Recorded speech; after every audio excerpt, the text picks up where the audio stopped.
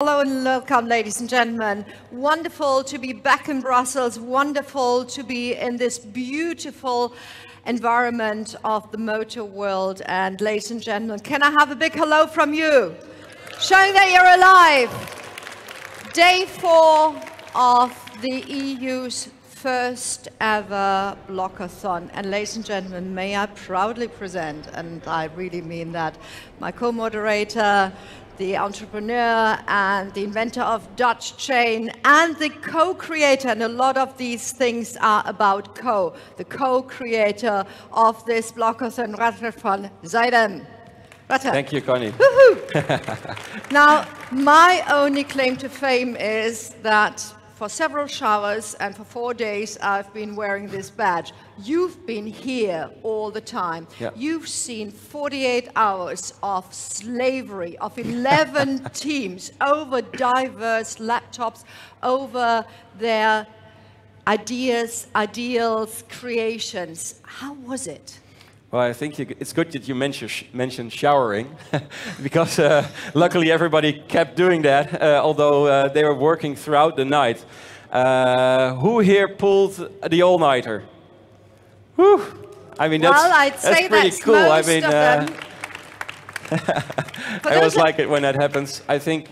For those of them that are actually listening and watching us on the interweb, on the internet, we're calling interweb it the interweb. Is cool, Connie. Yeah, it's yeah, cool. It's cool. It's culture. So I would say that was the majority of them, and just for once, we don't have smell interweb yet, okay, yeah. So all is fine. So, and I think what was also really cool is that when you create like a little village where people gather with 18 nationalities, not just the teams, but also all the experts that come here and basically give their time. They donate their time and their expertise and their knowledge to the teams that want to use it. And it can only happen if the teams are open for that, but it can also only happen when these experts take the effort to join us. So I want to ask two of these experts what they actually... Representing all of them, and thank you very much. And can we have a quick applause for those experts that were there, that spent the weekend, not at home with their families, but spent the weekend here in Brussels at Motor World, at the hackathon. Can we just have a quick round of applause, and then you go and address the one person that you want to ask. So, where is Luc Boortman from GS1? Yeah, so how awesome it is if you're in supply chain and you're working on anti-counterfeiting solutions, that you can basically interact with the organization that kind of invented the barcode, right? So, Luc, please. So you're the guy that makes shopping easier. Thank you very much. So Luc, what did you notice this weekend? What was the most noticeable thing you experienced this weekend? Oh, I must say that the possibility to interact with all the teams and the interest from all the teams into the standards, GS1 standards, but standards in a whole, was something I really noticed in the last 2 days. That's important? That is very important, I think. Standards are there to make life easier and to come to solutions quicker than without standards. Great, thank you, thank you. And I've been told Christian Meyer is still here. He is from KLM Cargo. Could you please raise your hand? And I'm going to come towards you and say, well, first of all, thanks very much for co-creating. KLM Cargo indicates that you've got something to do with the logistics chain. What was the interaction with the teams? I thought it was fantastic, and one thing that I really liked was that the tables are so close together. So at one point you are competitors, and at the other hand you are also co-creators. So competing and co-creating, I think that's fantastic. The second thing I really liked was the Commission and EUIPO. Your commitment to this event was fantastic. The only problem I now have, there are so many questions still to answer. I came as an expert, but I leave as a newbie. Wow, that sounds great. And actually, I think that's something in the spirit of what you wanted to create. I remember that you said, Rutger, at the beginning, we need the beginner's mind, the open mind, the newbie mind. Yep. So did you find that?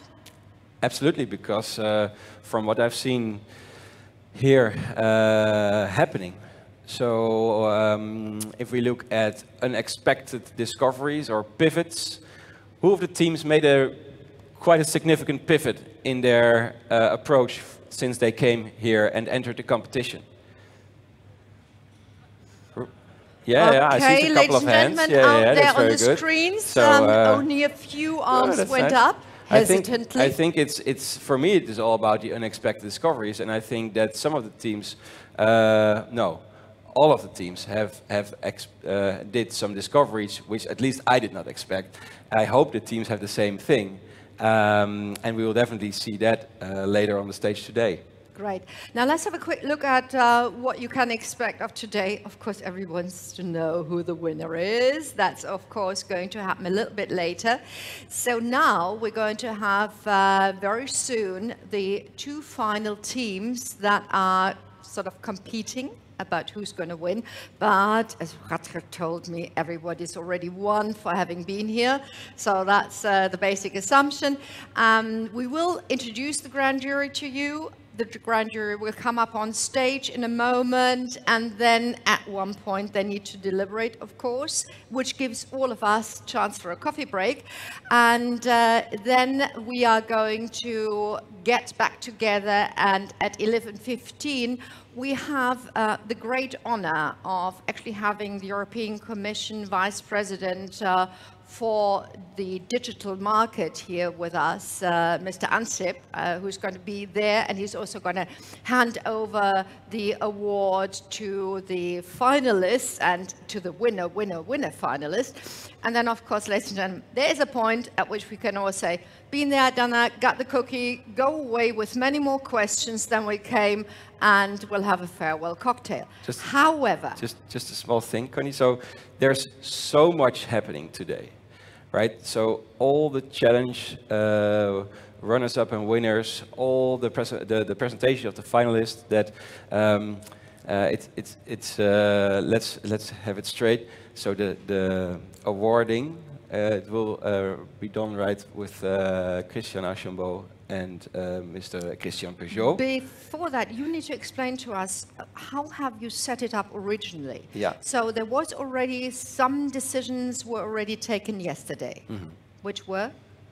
Well, of course, yesterday we had the pleasure of the challenge jury members to assess all the 11 teams. And I think the elegant part of this is that you get the perspectives from a different point of view, right? From the consumer point of view, the logistics operator point of view, as well as the customs point of view. And these assessments are already made. So and yeah, then and the jury also deliberated. And those people are going to get an award. I mean, the ones who are winning get an award in the second part of the trilogy. No, in the second part of our event today, and that will be after 11:15. Yeah. But now, you were saying correctly that we want to have the grand jury up on stage, but we want to start, and he already got sort of, let me say, some verbal flowers, like saying the event was great. And I'd like Christian Archambault to come up on stage, Deputy Executive Director of EUIPO. Could you please come here? And not only are you co-creator, co-founder, co-thinker, co-supporter of this event, but you're also, let's say, primus inter pares, the first one in the grand jury. Christian, you've been away. I'm very sure that you've checked the Twitter accounts. I did. So, what are your expectations of today? Well, first of all, I would like to thank everybody that has made this possible. It's not finished yet, but you know, there's been a tremendous job by all the teams. Also, special thanks to the staff of EUIPO that made this possible, and the Commission for the sponsorship. To all the teams for being here, and hope that we end up with a very good result. Great. What I expect hopefully disruption Because like we said in the opening event on Friday, Laurie Evans said that we are very good at incremental change, but we need disruption here. So I'm looking for something wild, new. But also, and maybe more importantly, something that we can take forward. So this event is not an end in itself, it's the beginning of something. And for me, that's the most important part, is how we are going to take this forward.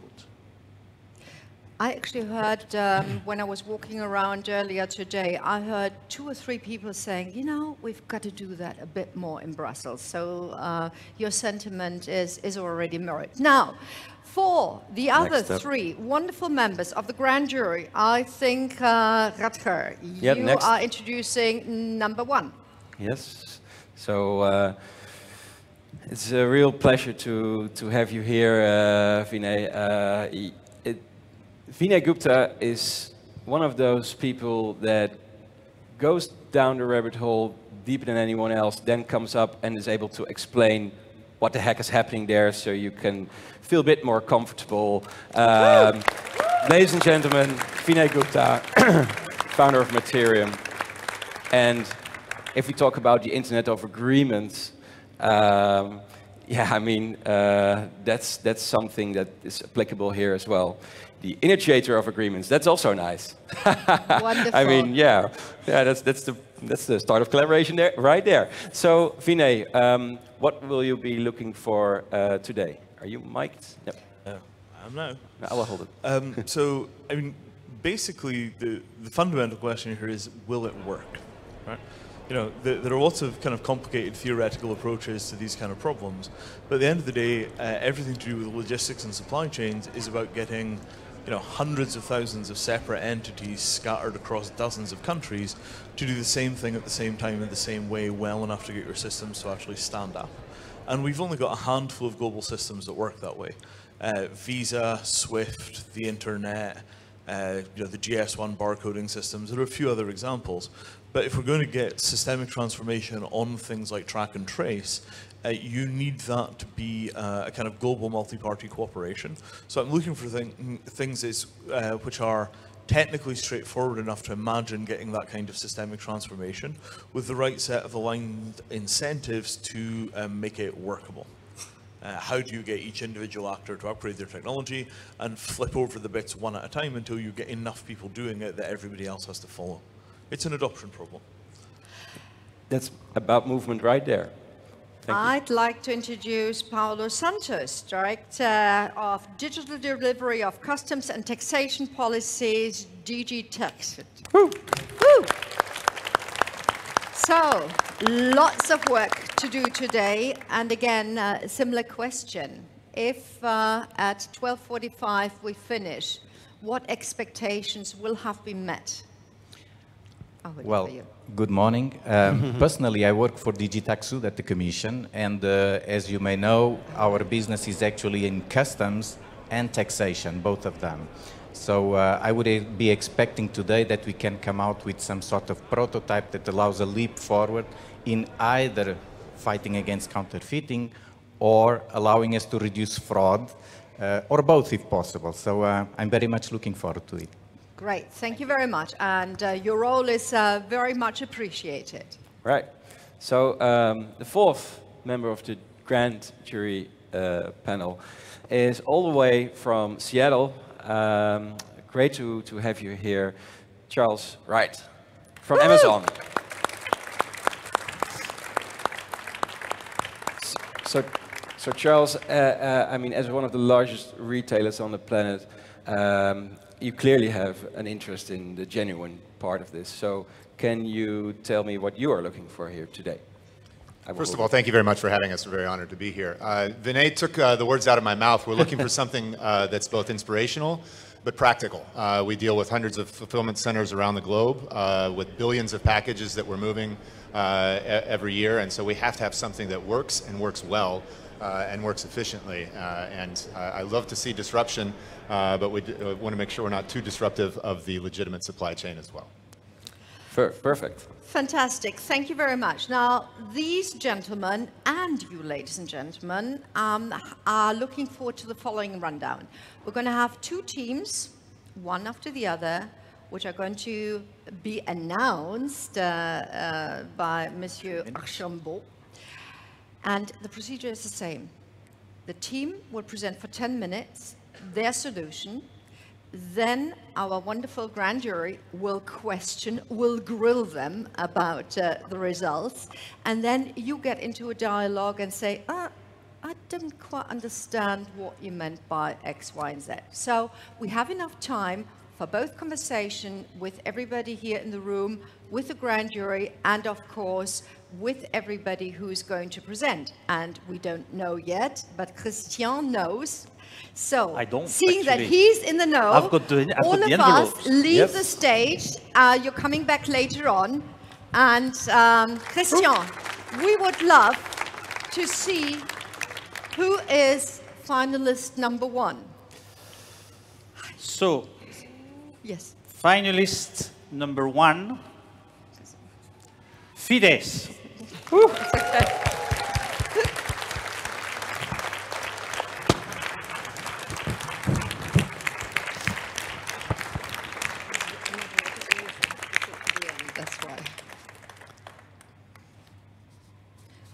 Okay, well, I think Fidesz ought to come up on stage, and especially Fidesz. You see, ladies and gentlemen, that's quite obvious, because we didn't know. Nobody could get a headset. But seeing that this man does take your time, and a headset, to apply a headset is always sort of a minute and a half work. You know, that's old technology, but without it, you don't have a voice, whilst you might have a lot in your head. And there he is. It will work as soon as you're up on stage. So, congrats. The next 10 minutes are for you. And you have the pleasure to say hello to Christian. Okay. And then also... Congratulations already. And then also to present your solution, the solution of your team. And by the way, I know that it's Monday. It's day 4 of a challenge. So a number of them have already left? Or is the team complete? No, of course not. We actually added our CEO today as one of the guests to our team. Well, wonderful. So, yeah. So +1, even better. Right. Okay, so we're looking forward to 10 minutes of your presentation about what your solution was. And Christian, I think he should have the stage on his own. You might actually want to step up one higher. Woohoo! Okay. Yes. All right, cool. Last time I was up here, I was in the lights, and it was kind of scary. So, well, they are. Thank you, everybody. I'm extremely honored and humbled by being here. It's an amazing experience. And my name is Tobias. I'm the team captain of Fidesz, which actually is a combination of ScanTrust. We provide anti-counterfeiting solutions, and I run their office in Shanghai, in China. And BigchainDB, who are a blockchain infrastructure company who've just released a version 2 of their software that supports Tendermint. And together we thought long and hard about what is the real challenge that we have in front of us. And the real challenge, in our opinion, is that there needs to be a transformation of incentives. There needs to be a change in mindset with the rights holders as to what is their social responsibility in this world of counterfeiting. If you go into a shop at this moment, if with supermarket, shoe shop, electronics store, etc., and you try to find a way of authenticating the products that you see there, then you might have a 1%, 2%, depending on the category, chance of finding a product that has that authentication on it. And why is that? I think the reason is that consumers do not have a voice that they can use to the brands to tell them you need to do something about this counterfeiting problem. And the reason that counterfeiting is hard for the rights holders is that there's an economic misalignment. They are not incentivized enough. They have a lot of challenges. They have to manage their spend. Do they spend on social media? Do they spend on marketing? Or do they spend on anti-counterfeiting? It's very hard to quantify. It's very hard. It's a whack-a-mole game for a lot of them. It's very difficult to reach any type of real traction. If they close one factory down, another one opens up, etc. So the solution is really, in our opinion, that we need to leverage the consumer and make them the hero in this story. You, as an individual consumer, can take action against counterfeiting. Yeah? You can get more transparency, you get more authenticity, you can stop these illegal supply chains that have pollution, child labor, a lot of other issues that they contribute to organized crime, for example, or terrorism. So we built an ecosystem where brands can put unique identifiers on a product. And these are identifier agnostic. It can be any type of anti-counterfeiting solution that you can uniquely identify per product. And on the good chain, you'll be able to add impact points to each of these identifiers. And these impact points can then be retrieved or collected by consumers who can provide a proof of ownership and scan these products and then say, okay, I have now impact points in my wallet, and I can start to do something with these impact points. And this is where the loop cycles back to the brands. The brands will have a way of pushing causes onto good chain where consumers can then say, okay, I like to donate, I bought water, I would like to donate to a water well in Africa. I bought a piece of chocolate, I can now contribute directly to the farmers of that chocolate. I have a choice as a consumer now to use these impact points and make a difference, okay? So what we're actually doing is we're leveraging this consumer engagement, this real engagement with a customer, to what brands are willing to pay for. Because it's an economic incentive for the brand to collect customer data. This is what they want to pay for. And if they get an economic incentive to put identifiers on the packaging, they will do it because it will then give them a direct benefit. And the other benefit, which is for the social good, which is everything gets lifted up by the rising tide, consumers will start to demand these identifiers on other packaging. So what we see also is that in this discussion we had with the experts is that, of course, you have customs who can process 1% of the goods at this moment of roughly everything that comes through the supply chain.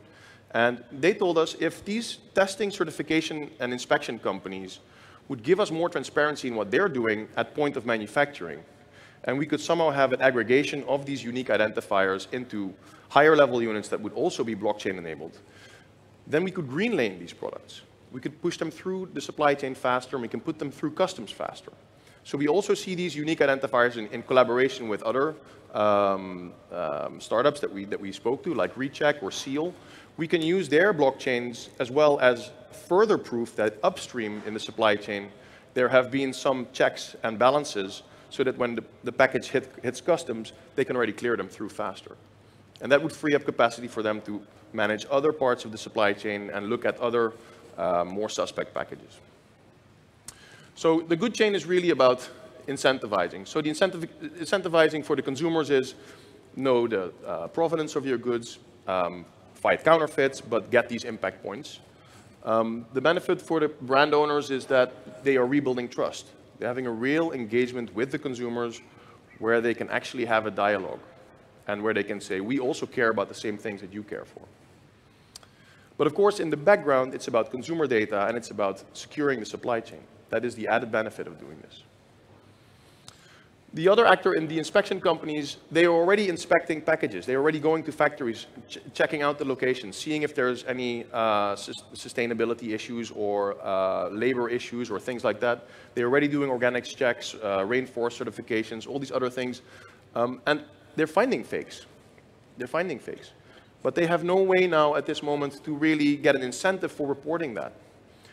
Yeah. So if we use these impact points that get issued to each of these products as a currency to then go into the brand and to say, hey, this is something that you need to pay attention to. And as an inspection company, I can now be rewarded for doing this. So it would be crowdsourcing for these pre-checks before they hit customs and before they hit logistics operators or e-retailers. The last part is customs. I already talked about green laning. This was for us really the learning experiment, the learning experience. We're not new to this game. We have already been, as Scantrust, we've been a member of the IPM Connect program, which works together with the International Customs Organization. And our founder is a member of the OECD Task Force Against Illicit Trade for the last few years. So we are very aware of what's happening in these markets, but we feel that customs has their hands tied behind their back in a certain way. It's very difficult to get any good workflow process with the rights holders, for example. We learned in the last few days that sometimes right holders don't even come and pick up and destroy the goods because it's too expensive for them to do this. So we were really made aware of the challenges of customs, and that was for us, a big benefit of being here and kind of transformational in our thought, But it further solidified the message that it needs to start from the bottom. It needs to be a rising tide of consumer advocacy. And as soon as a few of the big brands will start to do this, and as soon as the big brands are willing to put authentication in the hands of the consumer, then we'll see everything in the supply chain more transparent, more secure, more safe, etc. I don't need more time. I still have 2.5 minutes. I think we could start with the questions maybe. So thank you for your attention again. I'm very humbled. And, yeah. Grand. Thanks very much, Tobias. Well, with 2 minutes to go, we can add that definitely on the Q&A, both with the grand jury and also with you, ladies and gentlemen, in the audience who might have a critical question. May I now invite the members of the grand jury to come back up, all 4 of them, and...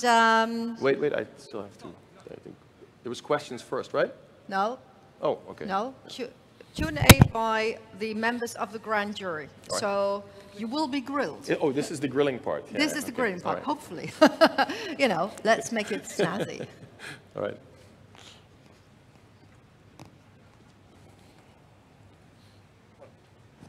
Who starts?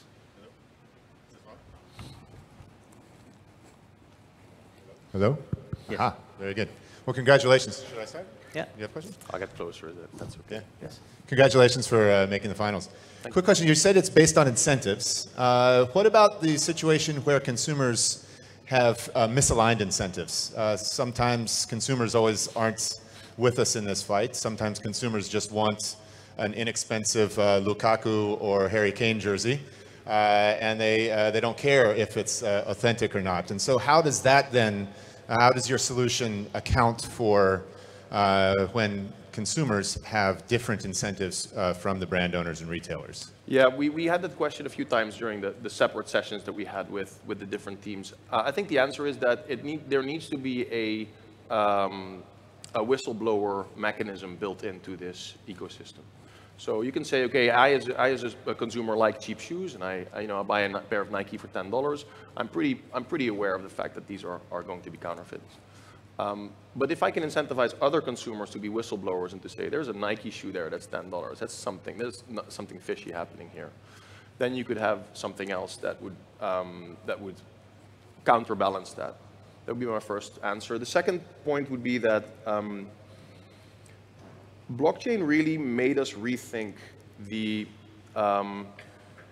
aspects of trust, reputation, and staking.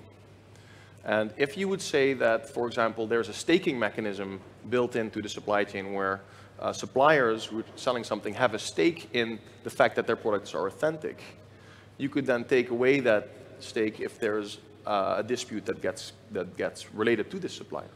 So you could have a penalty mechanism built in as well, other than an incentive. So if you have them on, I'm sure Amazon has this as well on their platform, reputation management and staking. It's built into the blockchain. It's really the #1 thing that's driving this for a lot of parties, this dispute management and reputation management.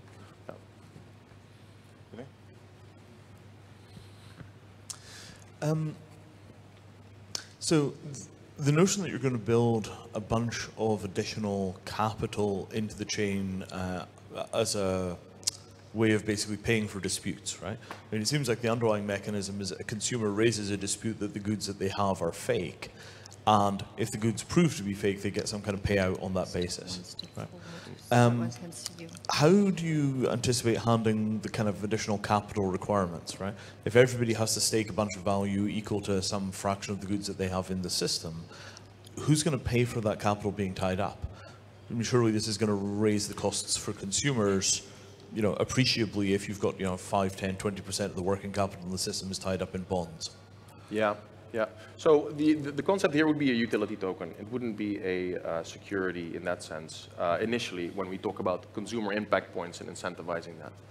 But as soon as you have a massive amount of goods being staked on this chain, you're talking about real products. You're talking potentially, with the identifiers that we have, you're talking about bottles of Coca-Cola, you're talking about Unilever chocolates, you're talking about any type of thing that has an economic real value in the real world. If you then put on top of that a pledge it doesn't mean that automatically your cash is then tied into it. It's a promise as you wish on top of it. Yeah. And there's market mechanisms there that we need to put in place. Obviously, it's not an existing chain at the moment. We need to put a market mechanism in there so that the blockchain itself regulates this and has a way of setting the market terms of doing this. So what is the value of an impact point? I have no idea. What is it to the brand? What is it to the retailer? What is it to the logistics supplier or provider? What kind of incentives would be converted or transacted for doing an inspection? Obviously, if I'm in the supermarket at Carrefour and I'm scanning a bottle of Coca-Cola as a retailer, that has less value than when I scan a fake Nike shoe somewhere in a shop somewhere and I alert the authorities for that, right? Yeah. So these incentives need to be aligned, and that's a complex problem, and it's not something that we can predetermine or deterministically say, okay, that's what it's going to be. Yes, so Tobias, good morning, and congratulations for bringing Fidesz to the finalist level already. So you mentioned that customs would get alerts. How would you go about doing that? Would the customs authorities in the member states, in the national authorities in general, have a node, be connected to your blockchain? How would that work practically? Yeah, that's a very good question. So currently we saw an EDB system that's being put in place at this moment, an enforcement database, which I think is a huge step forward in giving some kind of transparency, not only to the rights holders, but potentially to other trusted parties interfacing with the customs authorities. What we saw there was a little bit unclear, and I think that's still a missing part of the strategy, is how to make that API really open, how to make it so that different parties who are somehow certified can get access to it. And secondly, and we're missing this in this whole discussion, we're missing the TIC companies, testing, inspection, and certification. They take a huge background role at this moment in the global supply chain. SGS, Bureau Veritas, those type of companies. They're doing millions of inspections every day. And why is that data not ending up at the customs? Because that can make a huge difference in green laning and trying to get these goods through the supply chain faster.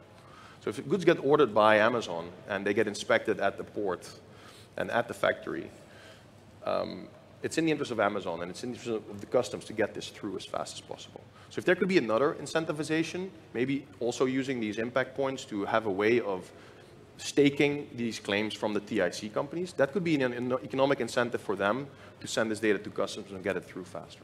That was just a thought, and obviously it requires massive collaboration to still make that work, but it's an idea. Yeah. Okay. Pretty good, thank you. Yeah. Yeah. Well, I know nothing about technology and blockchains and things like that. So can you explain to me in 2 words, what is the added value of blockchain compared to another technology that maybe exists already? We talked about the EDB, which is a classical database. So what is blockchain adding to your solution? That's the first question.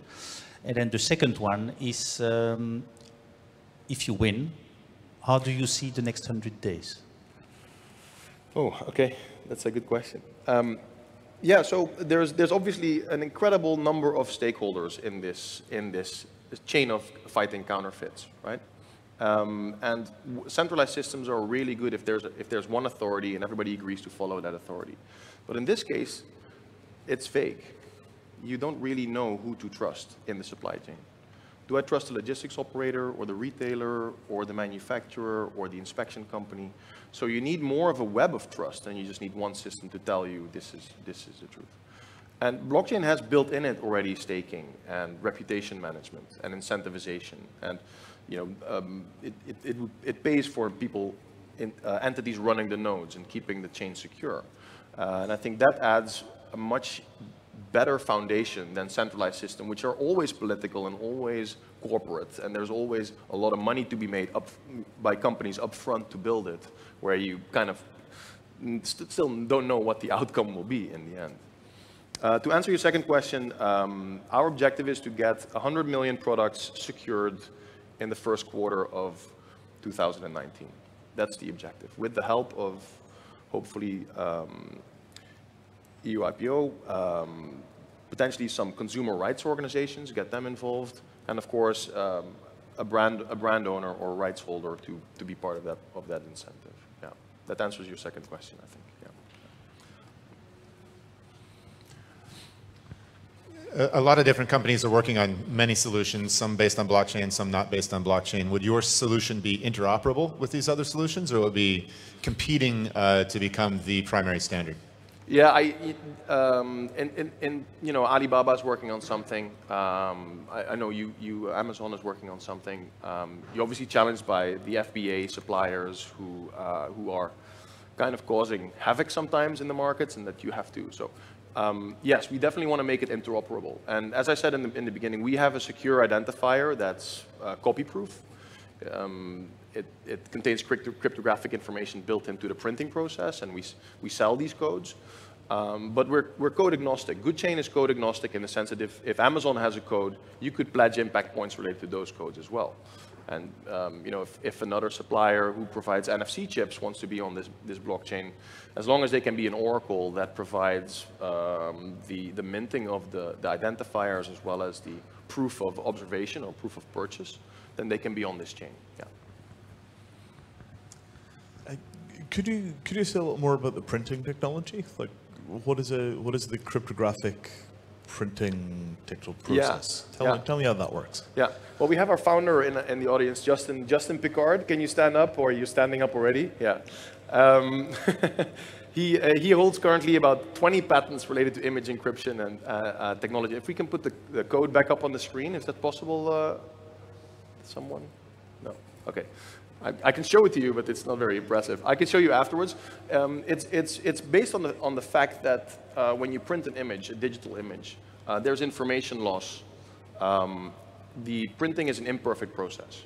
Sure. So when a pixel gets printed, it bleeds into the substrate. It bleeds into the paper, and there's something called dot gain, which you know probably if your printer is set to dark, you get this smudgy picture. The same happens intentionally with our code. So in the center of this code, you see a secure graphic, this little block. Some companies use it for a logo in the center of the QR code. We use this area to put a code that has actually 4 cryptographic keys in that code that are optimized for information loss. So when it gets printed, the information level goes to 100, the original file, to about 60 when it's printed. And at the same time, there's a smudging that happens. And what that means is that if I'm a counterfeiter, I can make a electron microscope scan of this image, and I can make a perfect image of that code. But when I print it, the dot gain will happen again. And there's currently no printing technology out there that prevents this dot gain from happening. So it's like a photocopy of a photocopy of a photocopy. Right, and then so what you see is on already the first copy they make, the information level goes from 60 typically to 25%. And optics on modern phones at this moment can detect this information loss. So it's really just purely ink on paper. It's probably 1,000 times cheaper than an NFC chip. Okay. So it can really be used to protect everything from your shoes to basically a bottle of water. Got it. And those unique IDs are what are being stored on the blockchain? Yeah, so when the minting process happens, you need to have some type of either ERC-721 or some other representation there to make it unique. Yeah. At this stage, I would like to ask you, ladies and gentlemen, to stay up here because you might want to chip in, but this is now your chance to put critical or supportive questions or just comments and remarks. Rutger will come to you. He is, just for once, my assistant. Never had such a great-looking young assistant before in my life. And I know this is sexism, but we're fortunately in Europe and we're not in the US, so Rutger, you will forgive me. I hope you forgive me. And ladies and gentlemen, it's up to you putting your questions to Tobias, and he will hopefully answer them. Any questions from you? If not, oh, yeah. Can you stand up? Caleb. Yeah, I will stand up. So, a great show. Thank you very much for that. My question is, I'm not in there, and I'm a logistics provider. So, customs, taxud, or the member states will want to know what I am doing about this problem of counterfeiting or stopping it at the origin. Would I have access to your solution so when the shipment shows up, that I can stop it at the origin instead of first bringing it to Europe and create a problem here? Yeah, that's an excellent question. And maybe I wasn't clear enough about it, but this change should give you an incentive to put people on your team as inspectors to inspect these codes. So it would pay for itself. It would pay for your to add additional inspectors to your team to observe these goods and to add further proof that the supply chain has been untampered, right? It would be best if you would have a way of proving that observation in a way that's secure. But I think you as KLM have a tremendous reputation, and as such, the value of your observation would be extremely high in this chain. And therefore, you would be rewarded with more impact points from the brand owner or from anybody in the chain who's relying on that information. Yeah. We still have time for more questions from maybe the co-creators, other teams. Yeah, Sir? just first say your name and what kind of team you are from. Yes, John Renner from Hyper42. Question, how do you prevent, more or less, that good chain will be the trusted third party we all want to basically get rid of with a blockchain solution? Good one. So I'm not sure if I understood your question correctly. How do we prevent this from just being another third party, right? Yeah. So like I said, an inspection company is basically a provider of proof. A logistic company would be a provider of proof on the chain, and they would be staking their reputation based on their observations. So as such, the chain would be regulating itself. We talk a lot about disintermediation, right? We say, okay, we have to kind of but you can do that with a digital process, but you cannot do that with a physical process. There's always a moment where the counterfeiter can take the goods and replace them with a fake. So as such, you have to have inspections throughout the supply chain that are real people and that are doing real inspections. Even though you can automate something with IoT devices and cameras and maybe AI observing the images and things like that. But at this moment, every step in the supply chain has real people opening up the packages and seeing what's inside of them and scanning them, etc. And that work needs to somehow be increased. And it can only increase if there is an economic incentive that comes from the brand and in effect from the consumer, because they're in the end paying for everything. If there's no economic incentive for that to happen, it won't happen and there will be no change. So I think that's the message of this, and you're absolutely right. It should not be just like, oh, it's Scantrust doing this. No, it should be an independent blockchain that runs by itself and that has enough intelligence built into the smart contracts that it can regulate that mechanism. Yeah. Any more questions from your side? Yes, I think, Rutger, on your left, there is a gentleman. Just to add up on this question, have you figured out a way to distribute your nodes? Is there a new node distribution plan and vision where you basically guarantee that it is distributed like it should be? Yeah. So we are working with BigChainDB on that. BigChainDB has just recently been selected as the foundation for the Ocean protocol, which is a information sharing token. We're working with them now as the partner for technology. Their version 2 now has Tendermint support, which is very important for transaction speeds. But what's important to know is that we're building an open source ecosystem. So what I just showed earlier on the consumer information sharing, obviously you would want to keep that off chain because that's not GDPR compliant. Okay. So the incentivification, the economy would be on the blockchain. Having that information for the brands would be off-chain. And we want to make an ecosystem where there's open source tools for doing that. There's information gateways. Okay. We have been talking to the Unchained people who are building such gateways. We've been talking to Recheck as well. So there's been a lot of co-creation already happening during this Blockathon that will help with that. Okay. We have a question here. Your name and team? Nicolas from... Yeah, thanks. I will hold it for you. Nicolas from Pareto Bester. First of all, congratulations, Tobias, for your work and all of your team, and wonderful presentation. And as UX designer of my team, I take particularly care of the user part of this part. And you told us that this contrast can put potentially from the bottles of Coca-Cola to the most expensive goods. So it means that theoretically our users need to scan tons of code per day potentially each time that they are buying something. Do you think that, I mean, time is a very important part of our life, really important value.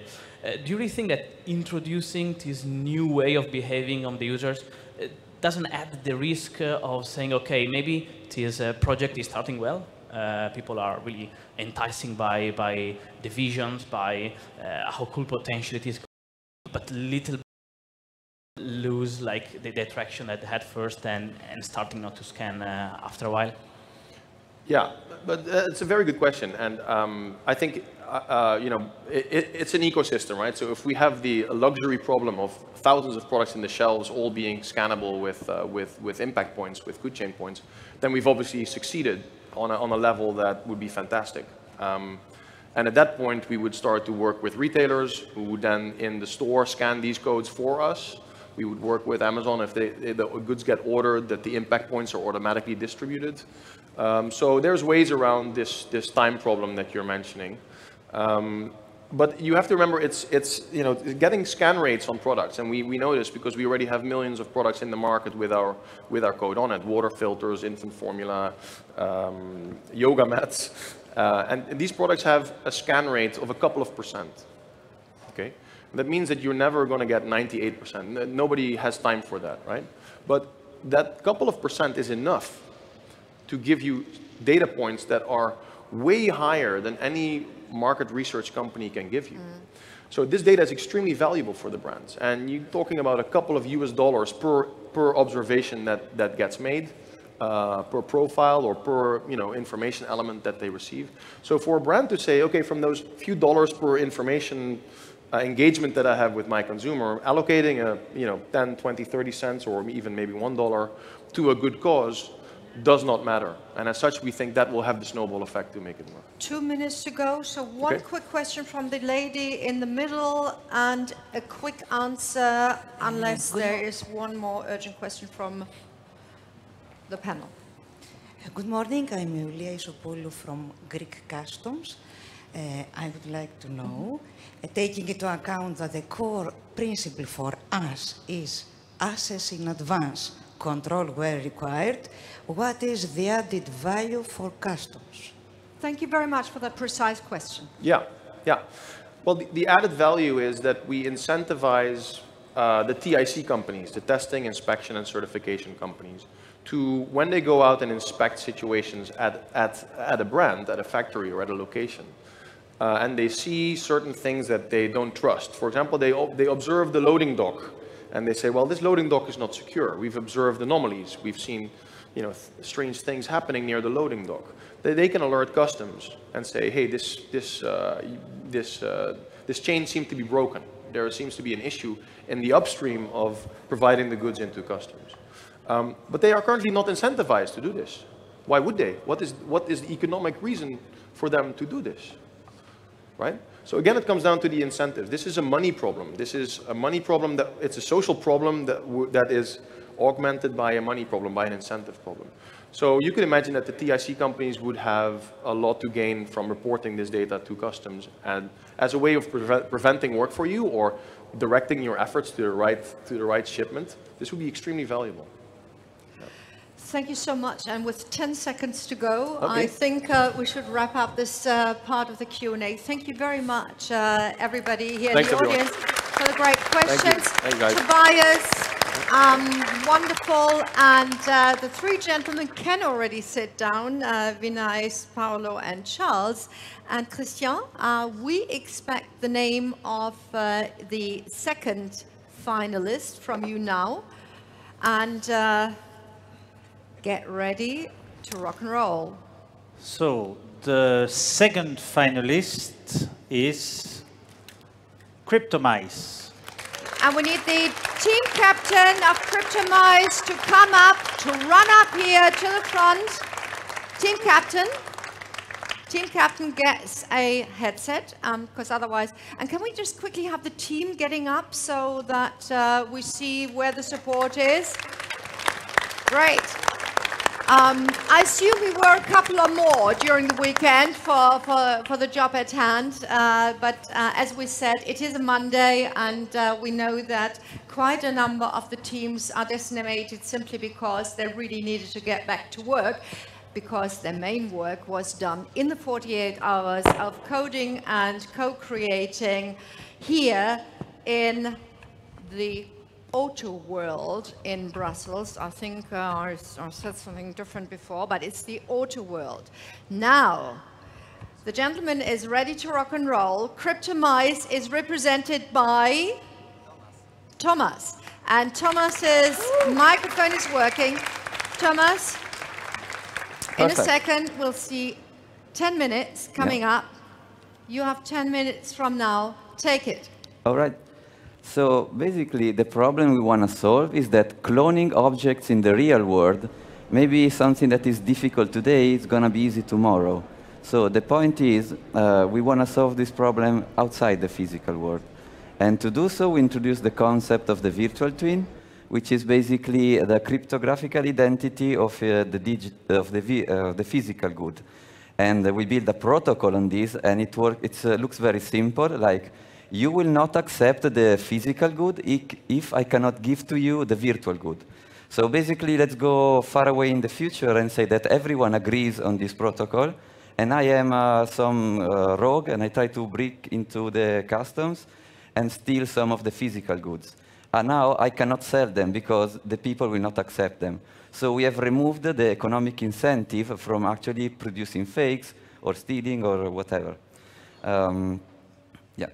So basically, this is the ideal world, and in the real world, we also have to understand how to enforce this, like in the everyday life, because not everyone understands that that is a Nash equilibrium. And, so this virtual token will change ownership from the IP owner down to the producer, down to the transport company, down to another transport company, all this chain of holders.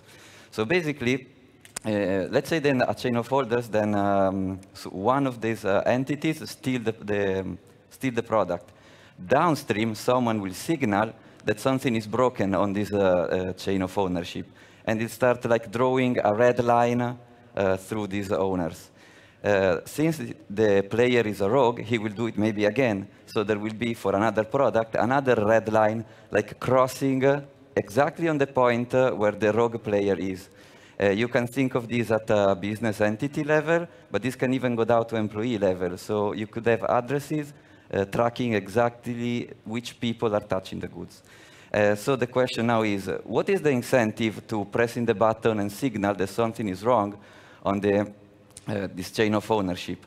Let's say that you don't do it, and someone else down the stream does it, then you will start having red lines crossing through you. And the number of red lines going through you is a clear indicator that someone at the customs should check what you do, or a logistic operator should check very carefully why are all these reds coming on for you. Then, as a protocol, we also wanted to help with the big volumes problem.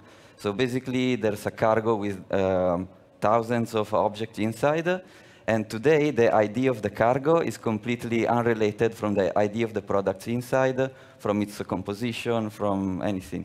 So what we envisioned is that the ID of the cargo, of the shipment, is a function of the IDs of the products. And if we agree on the function, I don't need to give access to you to my database. We don't need to share connection, or maybe give access to data I shouldn't give access to. We just agree on the function, and without any database trick, we can prove that a product is exactly inside the ID of the shipment. Okay, so this is just some example of how we envisioned some of the apps that can be built on top of this protocol. During the hackathon, we built, realized a smart contract on Ethereum because it was easy, but as a protocol, we want to be technology agnostic, so this can be done on Bitcoin, it can be done on Hyperledger, on anything that has enough cryptographic security to do, then it will be okay. Cross-chain swaps are on the building, so it may work. So, yeah. So basically, the point is the producer is the only one who can create the virtual objects. So if Prada says I want 100 bags, and the producer will build maybe 200 bags, then he will only have 100 virtual twins. And there is no way he can clone them because it's such a hard cryptographical problem to break these keys that it doesn't even make sense. So, you know, that is the point we're going to. Another interesting thing is that before accepting the physical good, you have to check that the virtual one can come to you. So you can pre-approve shipments before the actual goods come. So if I have 100 goods to send to you, at first I give to you the ownership of the virtual ones, and then, or maybe I show you that I have for real have the ownership of the virtual ones, and only then I ship them to you for real. And the point is that we want to move as upstream as possible the detection of possible problems. So basically, you see maybe an interface where the current virtual holder is Prada, the pre-approved holder is Fidesz. So Fidesz is sure that the goods coming in are exactly the ones which has been signed by the producer. The custom, now I cannot click, but in the custom, you can also expand this interface and see what are the usual carrier for that good. So you can see also in advance if something is strange. Maybe you know the shipment there was some storm and flight carriers could not depart, and it goes maritime overseas. But maybe you know that's a warning point. So the point is finding fakes into the custom is like try to look for a needle into a haystack. So we want to give tools to help this process. And the most interesting part is probably that we are an open source protocol. So we leveraged our mentors and we created our first protocol contributors. For instance, Locke came out with the idea of the virtual twin and also the first, also this shipment matching idea. We worked together, and our prototype is integrated with the GS1 standard. Then we have some people which really helped us to review all the process. And also I would like to make a special mention to the two young lawyers over there, because for me it was so strange that by law, if I have this in my hand, this is my possession. I could have stolen like 2 seconds ago. I have it in my hand, it's my possession. And in Europe it's like this. And to me it was like so strange. And now basically with this virtual twin, I say, I can have this in my hand, but if I cannot prove that I also have the cryptographical keys of my virtual twin, this like changes the concept of ownership. Or, you know, that was very interesting. Yes, also, you know, protecting the privacy of the public is somehow important, because these addresses can part of your sensitive data. So as a foundation, the foundation which will handle the open source platform, we will prepare a buffer which will be the link between the addresses and the real identities. Maybe in the first period we will handle this buffer because someone could say, I want to be forgotten, so you must delete this link. You cannot put it on the blockchain directly because you know, in the blockchain, it's for really immutable, so you cannot delete it. But the point is to have this type of identity buffer distributed across countries, so that every country will be responsible of handling its own citizens. And with 2 minutes of advance, I think I made a complete overview of it. So, yeah. Thanks. Thank you very much, Thomas, for taking us along the virtual twin supply chain solution that you have presented. And now, of course, same procedure as before. We'd like to invite the members of the grand jury to come back up on stage to put their questions to Thomas. And after that, we'll be involving you, ladies and gentlemen. So, gentlemen, come up back on stage with a big applause. Vinay, Paolo, Charles, and of course, Christian. Vinay? Yeah. Thank you. And maybe last time Charles took it away, maybe Vinay would like to start. Thank you. So I really like this whole virtual twin concept. So many different directions to go. So virtual twins embedded in a virtual world. You know, all your kind of production information, carbon emissions, you know, point of origin, human rights conditions under which things were generated, all the way through to end-of-life disposal. It seems like it's kind of the stepping stone to building almost like a simulator of the world, right? You have a simulator for the objects, you have a simulator for the law, you have a simulator for the natural conditions. Could you say a little more about, I mean, really the kind of underlying philosophy, like why this particular model, you know, and what does the virtual twin really mean for consumers? Like, how do I use these virtual twins in addition to all this track and trace stuff? If I have a library of all of these virtual objects sitting on my phone, what can I do with them? So the assumption we used is that maybe the consumers will care about the product being real, maybe not. But so the point is get the fakes upstream, because maybe you can trust the consumer, maybe not.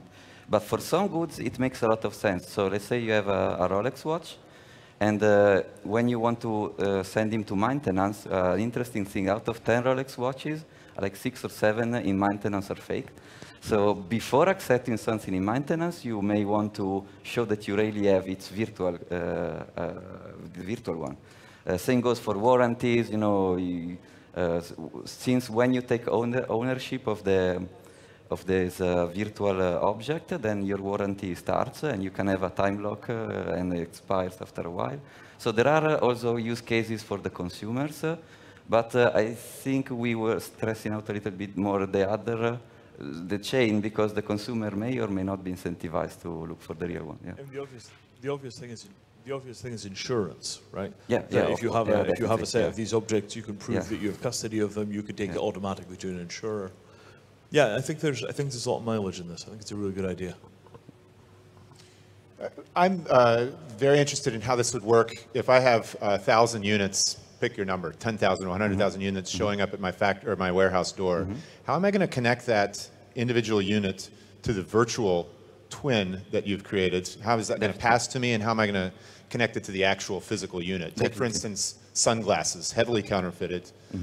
No place really to put any very easily accessible barcode or anything like that on it. How would that, in your conception, how would that pass? So, well, as a protocol, we don't want to go into the implementation, but we have prepared some examples. The easiest way is matching the serial IDs. This, like the today's solution would actually be this serial ID. But you can also make some, like take pictures of the object from all the possible direction, hash them, and that becomes another information of the virtual twin. Or maybe you can, for a very expensive object, you can make a cryptographic, a tomographic scan with X-rays of it, and hash it, and put that as another part of the virtual twin. So we don't have all the answer. I mean, as a protocol, we want to involve everyone to provide the best solution. Image recognition can be very nice, so you can have images from all the possible angles, and then you hash it, and you can just see if it matches them. For cheap goods, could work. So there are many ways to tackle this problem. We integrated the GS1 protocol because it's what's like out there today. So it makes sense today, but there are many ways to. No, it's karaoke time. Yeah. It's actually you have to present me or to introduce me in my question. So, I mean, come on. So, Thomas, congratulations as well to you for bringing Cryptomize to the stage of a finalist. My question to you is relatively simple. In your example, when you held your phone on your hand and you were saying that you may have stolen it, imagine you didn't, you just paid it to the other person. So you just bought it.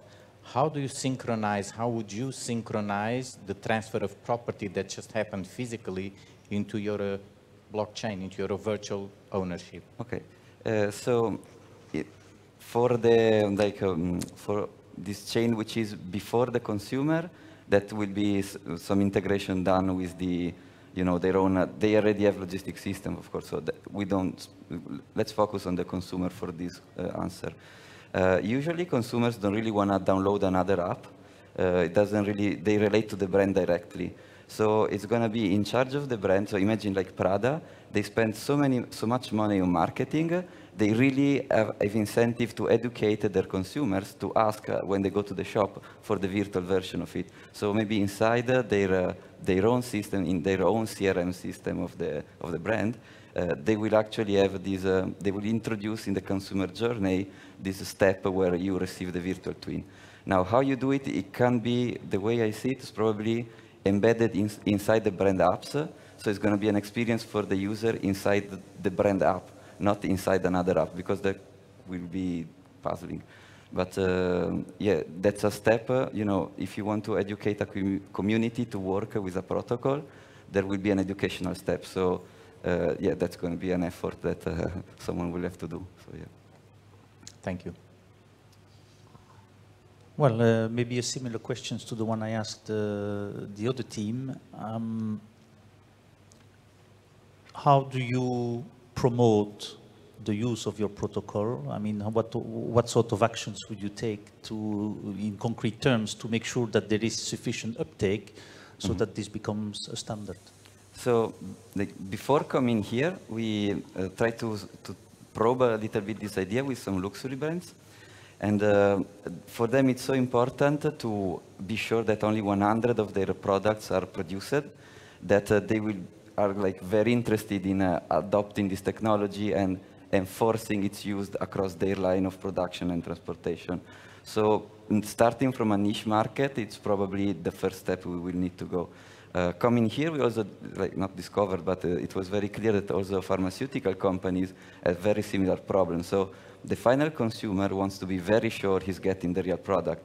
So there are use cases where this need, where the alignment of the brand and the alignment of the consumer is the same. In these scenarios is where we would try to plug in the protocol at first. How to scale, how to arrive to the vision in 50 years where everyone adopts it, it's like another point. When I was listening to Tobias' presentation, I really thought like, this can solve the problem like today, and but you know the vision should be a little bit. It's an interesting trade-off for you, jury, to decide. What do I want to solve the problem today or tomorrow? It's interesting. So yeah. Thank you.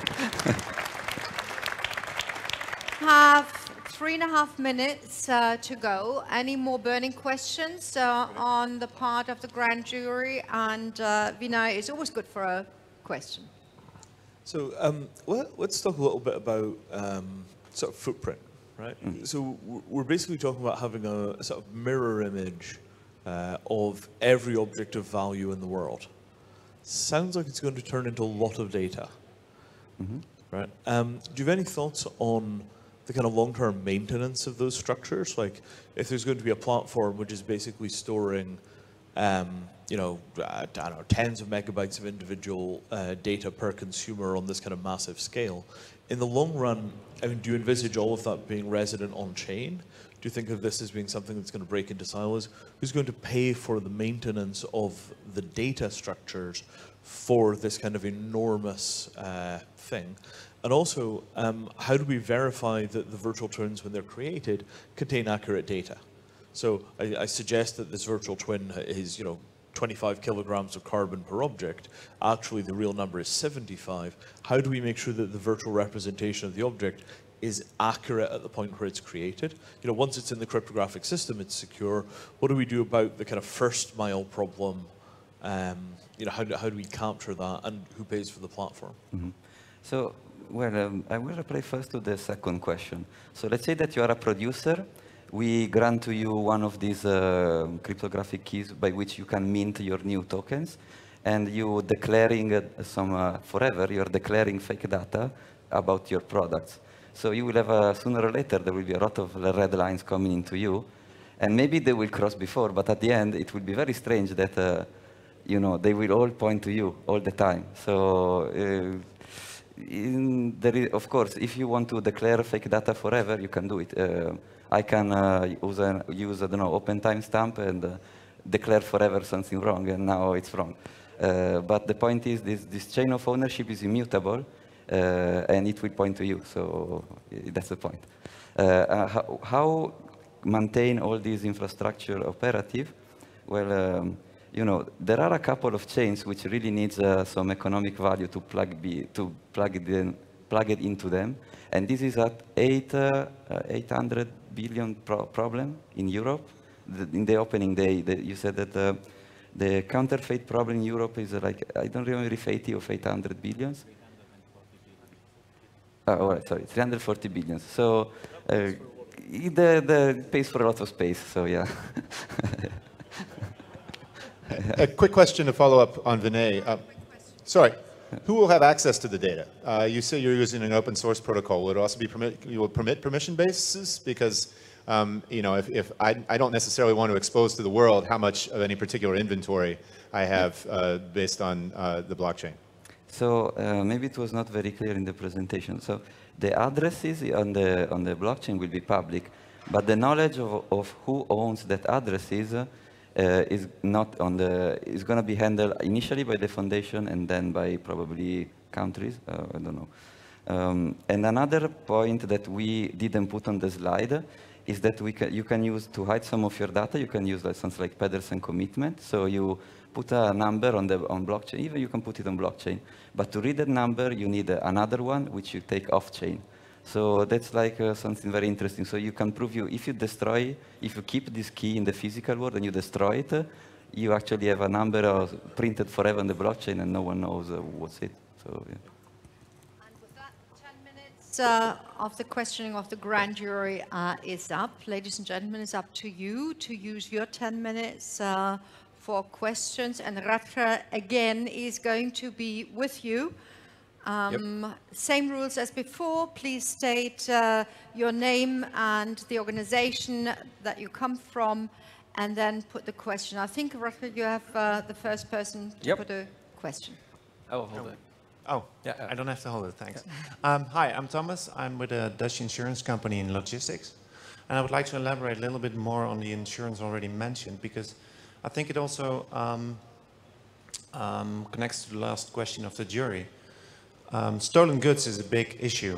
It's a little bit different than counterfeiting, but there's a business case as well. Could you elaborate a little bit more? How could could the solution be used to maybe prevent theft in the end? Would that be a solution, or? Yeah. So. And then how would you implement it based on your solution?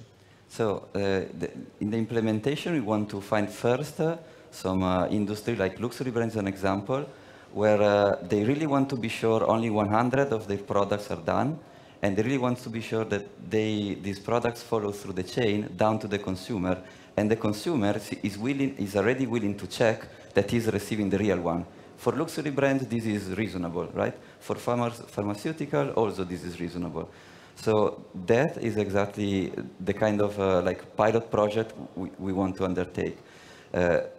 When the protocol is in place, when every party uses this protocol, if some party deviates, it's recognized, and it builds it's like the more he deviates, the more he's building a bad reputation in the system. Which, of course, will be a new data available for the customs to easily see who is the bad actor, or the logistical company to easily see, do we want to accept the shipment or not before even having it? Maybe I see it's a shipment from someone with a very bad reputation. Maybe he's saying, I have a couple of the virtual objects, but maybe the shipment is made mostly of objects without the virtual ID. So it's giving to the decision makers tools to take the right decisions. So that's the protocol approach. Yeah. Thank you very much. Again, ladies and gentlemen, you have the chance to put a question, and the gentleman in the third row is approached by Rutger. Okay. Hi, my name is Tim de Knecht, Port of Rotterdam. My question is about a virtual twin and the status of the goods through the supply chain. Not all goods that are sent from port of origin end up in the same state at the port of entry. How would you deal with that with the virtual twin? Sorry, I didn't get so. So maybe to elaborate, so if you transport cars from point A to point B, not all cars make it in full mint condition. How would you kind of fix that issue? I see. So in the initial implementation of our protocol, we only check serial IDs. So yeah, that is definitely a problem because yeah, the serial ID is there and maybe all the car is gone. So yeah. But as we were discussing before, there are other fingerprints that can be put inside the virtual twin, like in most extreme scenarios, the tomographic scan, or maybe some print, some fingerprint based on the image. It can also be interesting to maybe look at some, you can do some tests, like record the result of the test. So say you're shipping gold, you want to put under the virtual twin, like the resistance to it produced to a certain voltage. And you can, for every single piece of gold, you can have its own very different, ohm resistance. So depending on the goods, there can be some very specific fingerprint data that you can store forever on the blockchain. And then you have to adopt some tolerance because if I scratch a little bit the car, so maybe, so yeah, this is, it's a very complex problem, and that is why we want the community to be open source, so more experts can contribute from different angles. So, yeah. May I, Raka, ask a question? No, the lady in the second row first. Thank you. Hélène Nicolas from the International Trademark Association. In the solution you suggest, with the virtual copy, there's a lot of data that are processed. I was wondering, could there be a drift of using the data to trace and record the history of each consumer's purchase? So, can this protocol be used also in the secondary market? So if I want to sell my thing on eBay and look the chain on the secondary market, in theory, yes, you can do it. In practice, we have some legal advisor that will answer to this question. Because so in theory, yes, you can use it also in the secondary market because you are creating this chain of ownership, which is passing through addresses, and you can also see, if the consumer agrees to share his data with someone, then someone can actually see what is he buying, what's her what does he own. So there will be a lot of data which may or may not be the case to publish. But I'm not a lawyer, so sorry. Yeah. Can I, as a non-expert, also put a question to you? I hope I may. Yeah. From what point onwards, i.e. how many people do you need to buy into your system in order to make it viable? So, how many companies would you need to serve in order to make the system round? So I think the idea is to start with one, and from a very small niche market, so which has very similar needs. But if one company, big enough, enforces this on all the chain, then for the second one, it will be easier because some entities involved in the distribution of the goods of the first client then will already be inside the system. So the hardest step is the first one. The more you involve, the easier it is. So we have to find the first one. Okay, thank you. Thank you.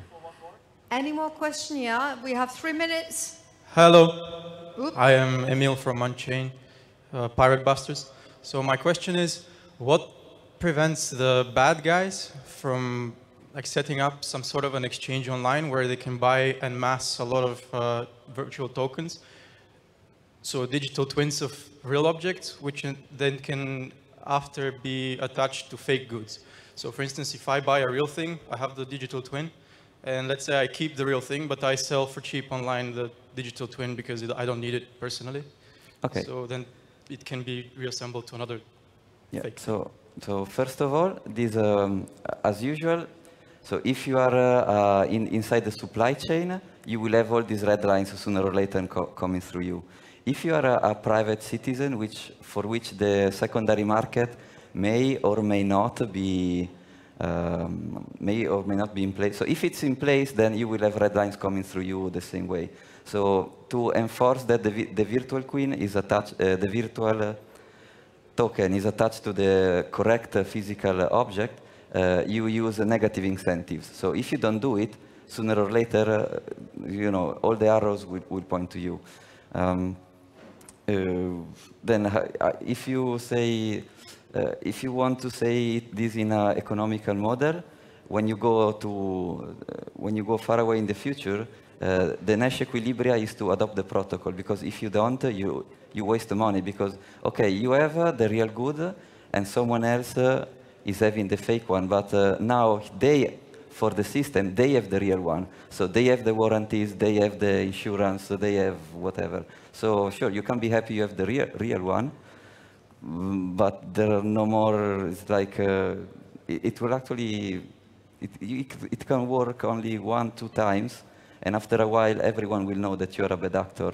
And on top of that, you will not have access to all the services tied with the virtual token. So, yeah. We have 1 minute to go. If there is a question, and Radko is running now, could you please make it short and snazzy? I will try to. Jelle van der Ploeg, also on-chain, Pirate Busters. It's a bit twofold. So in the logistics process, you have things that are packed in a box, in a container. So how do you do the handover if the identification is on a product level? And also, who's doing the analytics of all these red lines that you're talking about, and how are they looking into what the actual product is? Okay, that sounds like a half-an-hour explanation. Yeah, all right. So part of the protocol is this creating a shipment's ID computed on what's inside of the shipment. So this allows you to do some sample checks. So you can check 2-3 objects inside the shipment or inside the box and match it with the shipment ID.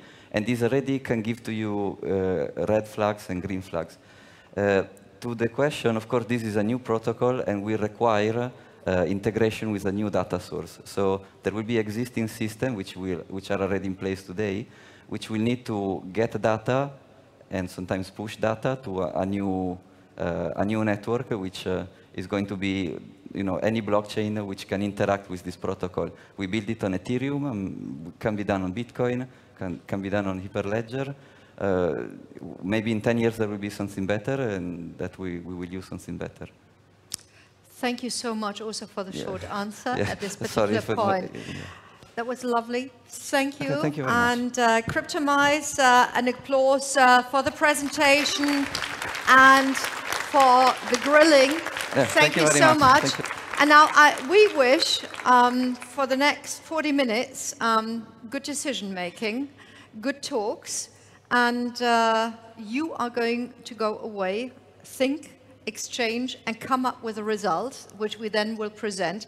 So thank you very much, Vinay, Paolo, and Charles, and of course, Christian. Big applause to you. And Rashka, we are not going to do anything until 11:15. However, we have a couple of offers for you, ladies and gentlemen. The offers are, you might want to have a coffee. Yes, that's possible. Secondly, all the 11 teams are still at their tables. They will present their Q&As to you if you're interested in their solutions, because whilst we have, of course, 2 finalists, we have a hell of a lot of good solutions out there. So it might be worth your while walking along the 11 offerings that are there, 2 of which you've already got to know. A couple more you will get to know later on in the presentation that we're going to have from 11:15 onwards. Yep. And we're going to have a very special guest that we're really, really proud about. So, and also I would like to, I really recommend, if you want like a sneak preview of what the teams have done, is to have a look. I mentioned it before we're starting already, but Ruud and Jessica were here as a virtual artist. Yeah. And I think, they deserve a round of applause. They have been working through the night. Have a particular attention to the faces. Some of them are very positive and some of them are very dour. Yeah, so have a look at the amazing artwork that is there to get a visualization of all the concepts. I think it really helps understanding each other. Because if you ask for an image of trust, think about it for 1 second. What does trust look like? All right, everybody would have this, a different image because it's more like a feeling, right? So have a look at how digital trust and what we can build with that looks like, and have a talk with the teams as well.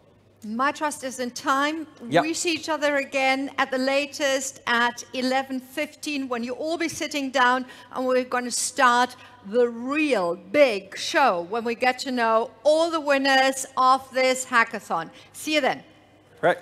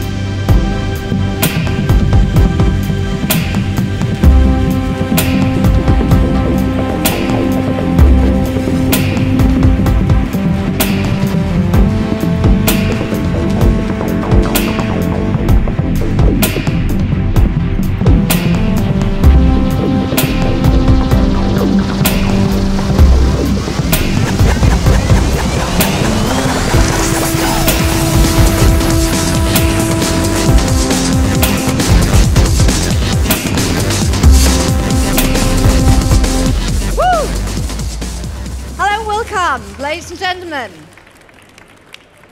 the first ever EU Blockathon comes to an end, comes to the final.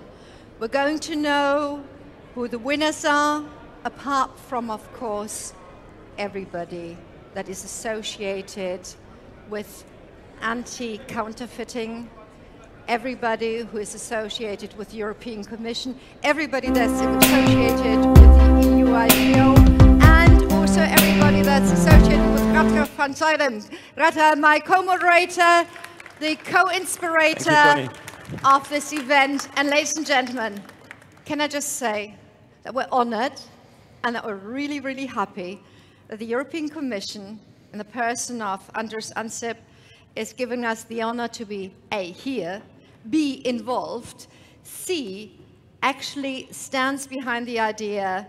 Mr. Ansip is the European Commissioner, Vice President for the Single Digital Market. And I think that's quite important.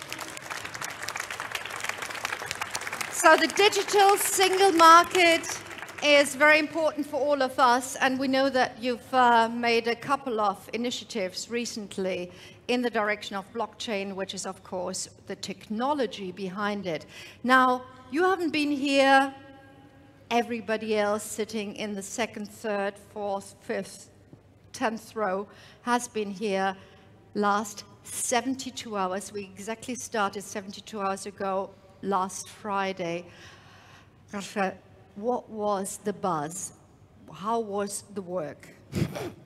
I think knowing that everybody was working throughout the night, especially the second night, the overwhelming amount of intrinsic motivation to really get things to the next level, to really find a way to not, as Ms. Evans said, not do an incremental change, but to take a leap, and not by yourself, but together take a leap. And I think seeing that all these teams were also collaborating amongst each other, that was definitely one thing that raised the amount of energy.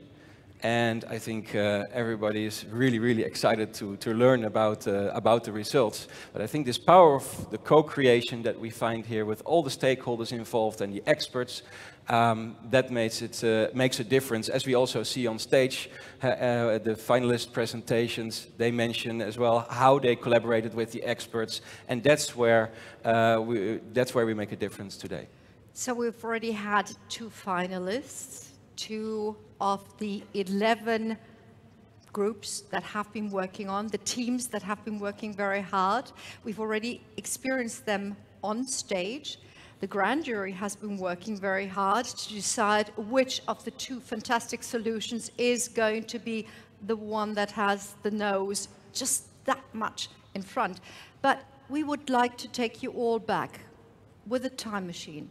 Let's get back to lunchtime Friday, and let's just have an open mind and see how everything began. And that is on a video. Hit it, Nathan.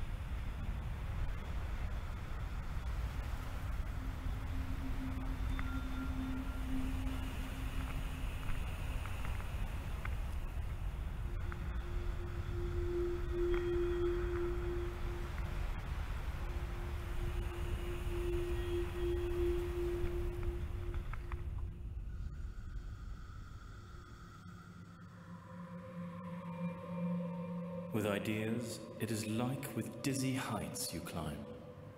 At first they cause you discomfort, and you are anxious to get down, distrustful of your own powers. But soon the remoteness of the turmoil of life and the inspiring influence of the altitude calm your blood. your step gets firm and sure, and you begin to look for dizzier heights.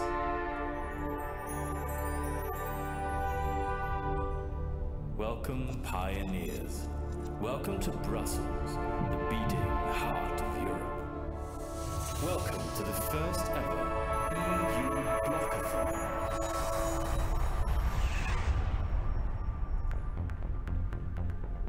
Here at Auto World, you can see how we move the paradigm of transportation forward.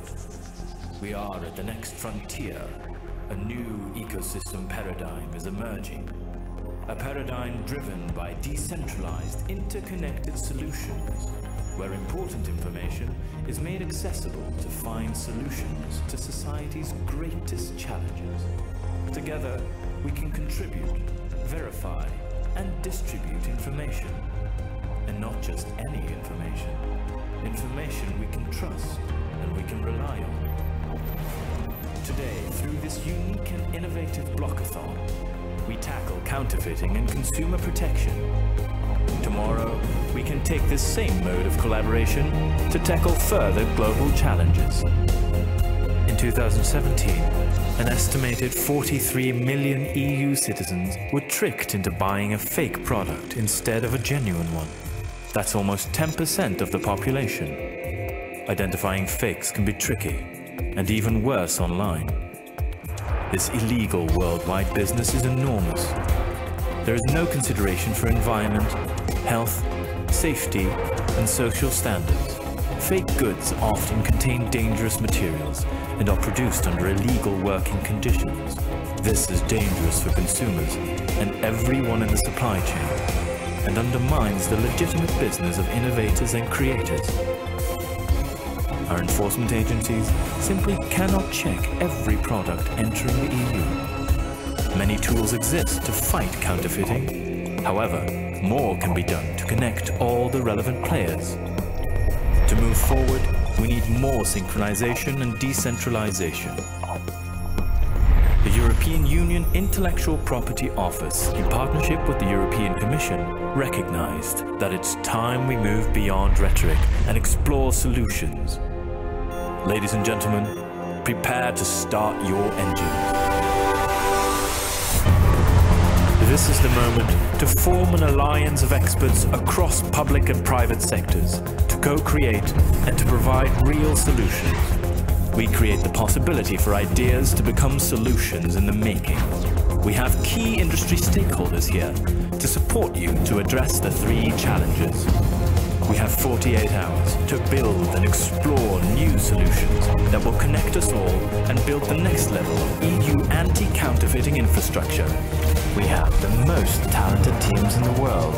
We are here to unleash creativity and innovation and allow legitimate enterprises across the world to flourish. This is a historic moment, the moment to connect, code, and co-create the future.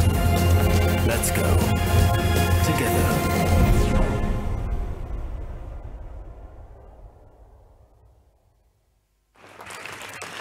What a feeling, ladies and gentlemen, what a buzz. And you know that we live in the 21st century. We know that we are all on social media. And by the way, you know the Twitter hashtag EU Blockathon 2018. So please Twitter as much as you can.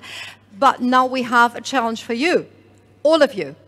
Why don't you get up and we get Frank up here to take a photo just to prove that everybody was here. And yes, together with Mr. Ansip, together with the leading powers behind this Blockathon. And Frank, you're happy? Can you move together? The usual kind of thing, you know, just get a bit closer, get a bit warmer. We don't need the gap in the middle. And just be happy. Recently, I had to do it with the German Chancellor, and she arrived about 10 minutes after everybody was standing, and we were sweating away. So you don't have to do that. Just smile. Woo! Have you been here? Have you been to Auto World? Yeah. Happy? Okay, everybody who's there, fist, fingers, whatever. Just give me high 5, high 10, Hi, whatever you have. Grand. Okay. You know what? You start an event very well when the photographers are happy. So, ladies and gentlemen, you've just seen in the video that we have 3 challenges, 3 aspects under which everybody had to find solutions, and those were the aspects of the consumers, the aspects of customs, and of course of the logistics chain. And it is in those categories that we also have winners and runners-up. And in order to get the whole show started, I'd like to ask Romain Malin to come up on stage. Romain, great that you are here. And it's the little yellow microphone. Romain, you were the group of experts, amongst the group of experts. You're sort of, you know, showing your face, but the colleagues were also there. And you have decided who bought in for the best solutions for consumers. So you take it away now. Thank you. So I'm really pleased and honored to represent the consumer panel, and I would like to thank the EUIPO and the European Commission for making this happen. Now, who is the runner-up for the consumer panel?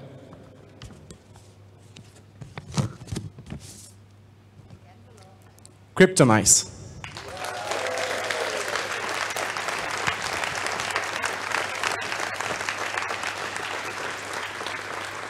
So, is Cryptomize coming? We're going to need Cryptomize up on stage. And if I say again, for those of you who weren't there this morning, they had already presented in the overall category as one of the 2 that might be the winner of the Blockathon on the whole. And now you've actually brought your team. Fantastic. The idea is, ladies and gentlemen, that both the winners and the runners-up have 3 minutes time to very briefly get to the point of what their solution was and why it was relevant to consumers. And then you tell us why you actually chose them. Yeah, what we really appreciated in this solution, it was the long-term vision that you had. Also the fact that you were targeting with your solution the counterfeiter, which is really important for us. And another point that we have found really new in your presentation, it was the fact that the counterfeiter, the consumer, at the end was not receiving or accepting the counterfeit. So it doesn't have the counterfeit in his hands at the end. So it was the great point that we saw during your presentation. Can I just say something? You can't be that shy. I know that you're sort of, you know, coding, but why don't you all just sort of come to the middle of the stage? We want to see you. Right. Okay. So which one? So 3 minutes. Yeah, so the point to address the consumer was like they shouldn't even have the fake goods in their hand. So we really thought about how can we structure a process which is reducing the incentive to inject fake goods in the market. And that is starting by giving the brands, a possibility to be the only ones who can mint their own virtual products. And this is enforced by cryptography, so when they go down the distribution line, you can be sure that there will be at most the number of products they want to be on the market. So also another important thing we believe is that this is a challenge that cannot be solved in one day. So we really want to make sure that the vision, so working for this vision will create a sustainable and like a stable system. And that is why we really thought about the incentives behind every involved parties. And yeah, so I always make it before the end of the time, I'm sorry. So this is your award. Thank you very much. Congratulations. Yeah. So brilliant. Short, snazzy, no questions and answers, and I think we're all very happy for you. You leave me the microphone, and you've already said why you consider the solution to be very convincing. And now we would like to escort you down for a moment. And, well, escort would mean that I would go with you, but I'm not. Because we're, of course, very interested who is the winner in the category, in the challenge, consumers. So, who is the winner? Music. I don't have the... Fidesz. And again, we've had Tobias and the team earlier, but this time the whole team comes up on stage. Come on, guys, you can do that quicker. You are very fast coding. All right. Congratulations. I would like Arthur to, I would like Arthur again. Like Arthur to take them. Yeah. Mr. Malik, maybe you could come down over to this side to sort of be on the photo, and we would love to hear why the jury said that they are worthy of getting #1 place. What we really appreciated in your solution, it was the fact that the consumer was really involved in the fight against counterfeit. It was really sensitized to the way to tackle the counterfeits. There was also another point. It was the fact that your solution permits to a brand like mine, like Chanel, to communicate on a good way on the fight against counterfeit, which is not sometimes an easy way to communicate. And the third point, which was really great for us, it was the fact that you were already working in a partnership with other competitors. So we would like to congratulate for that.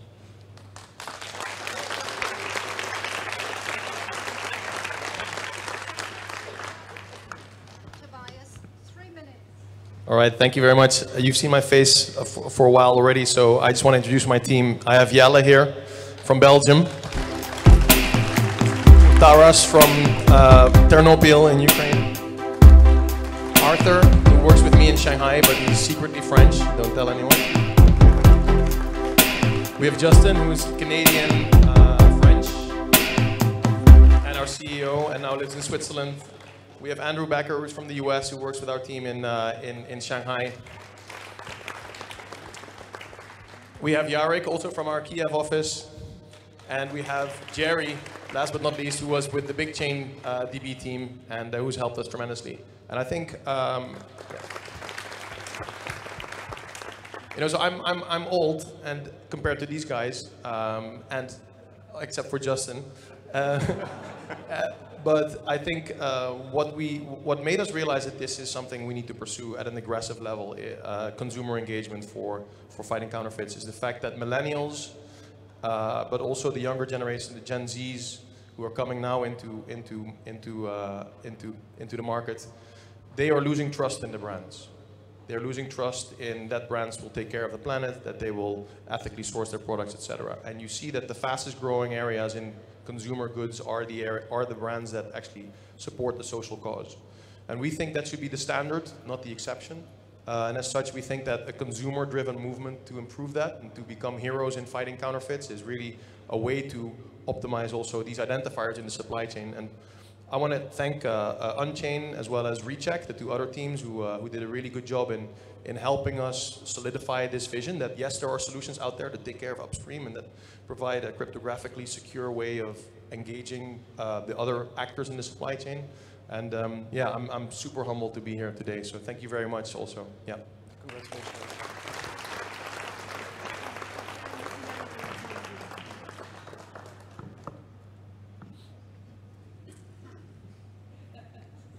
I'm not too sure whether we've heard much of your solution yet. So if you could wrap it up maybe in 2 minutes. Yeah, so what we built was a blockchain. We didn't show the slides with the screenshots. I think a lot of you have seen a lot of the screenshots already. But a way of scanning a code, identifying it as genuine, and then receiving points in your wallet that you can then spend on social causes. I think that's really what we focused on in this hackathon, to have a way of empowering consumers with social impact and give them a way of engaging with the brands in a meaningful way, not just the tainted media that are out there now, you know, Facebook, YouTube. Those channels are becoming less and less relevant. And what we think is if brands move some of that spend that they're now spending on digital media and advertising over to impact spend, they will get a more meaningful engagement with the consumer. So it makes economic sense for them to do it. It's not just support more charities, it's actually follow the consumers in what they want and give them what they want. Then this problem will take care of itself. Yeah. Right.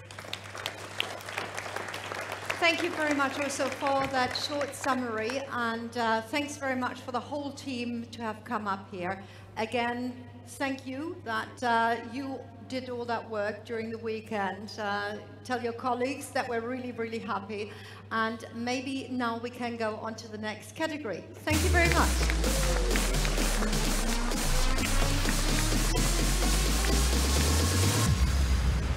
We're going to follow this procedure, and we need one of the judges, and that was Rodolphe Ginch, Directeur Général French Customs. Hello, Rodolphe.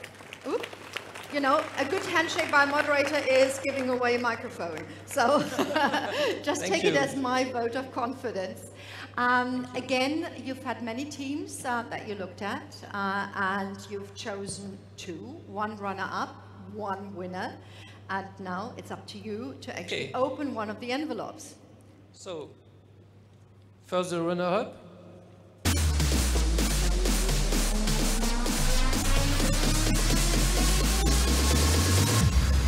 So the runner-up are, because we have a tie, Pirate Busters and Cryptomize.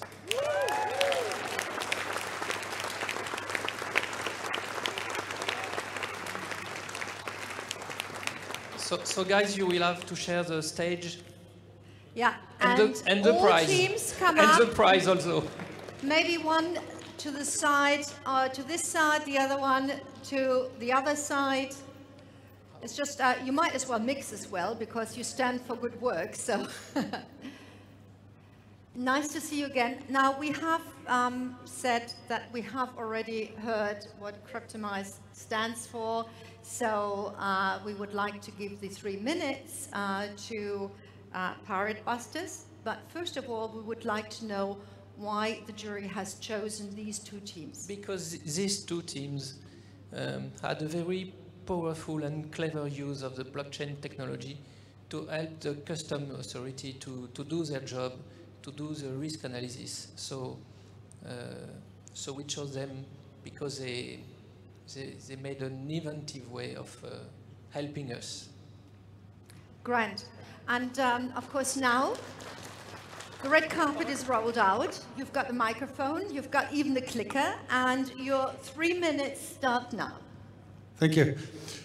What we did, we focused on customs because we believe it channels where all the goods are coming from. So checking over there is the best way to intercept any fraudulent products. So what we did, we created also, besides the solution, a kind of a brand, which is called Trust Track, which means that from the very beginning that the products are leaving the manufacturers all through the chain, including all the freight forwarders and transporters, all the products that are created and packaged and repackaged in total is sealed, and all that information is put on a blockchain. So that if it receives customs, customs has all information in a digital manner. And they also know that all the information comes from trustful parties. At the moment, this is all on paper. This is written with signatures of which you don't know who is ever behind it.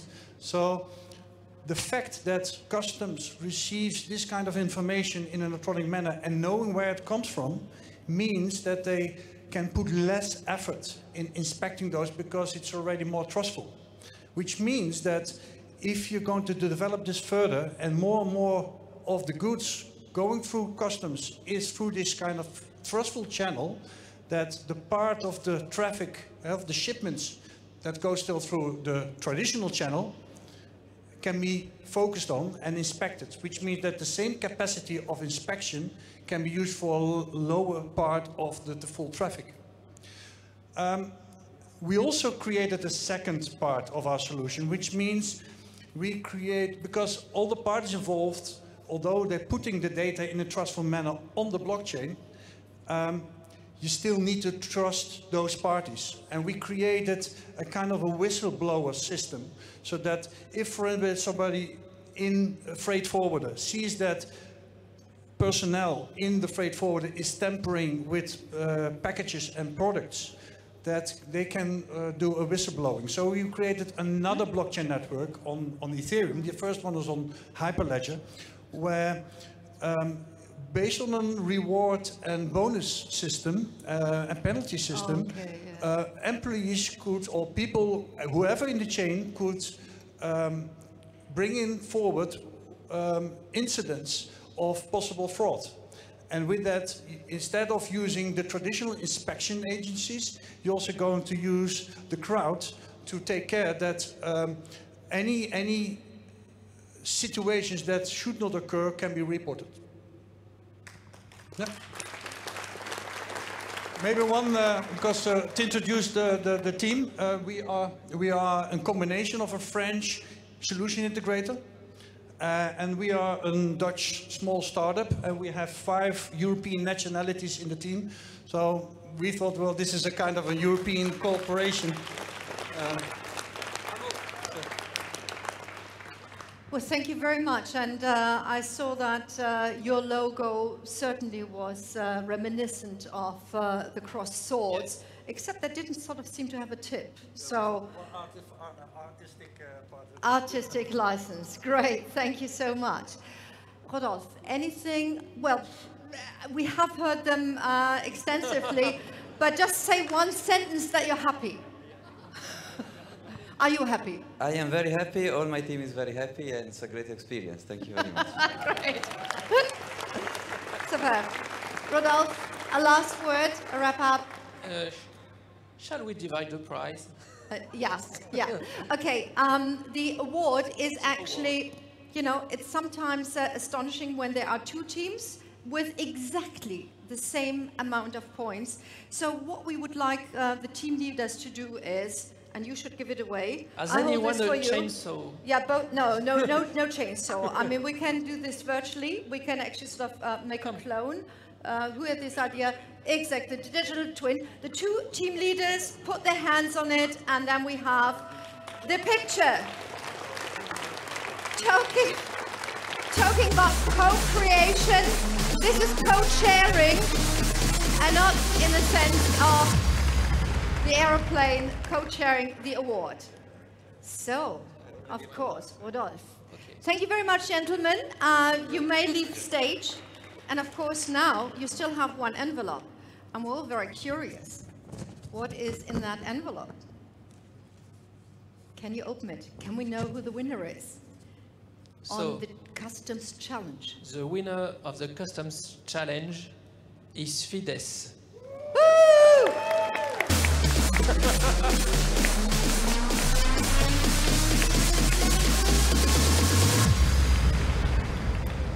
So welcome back.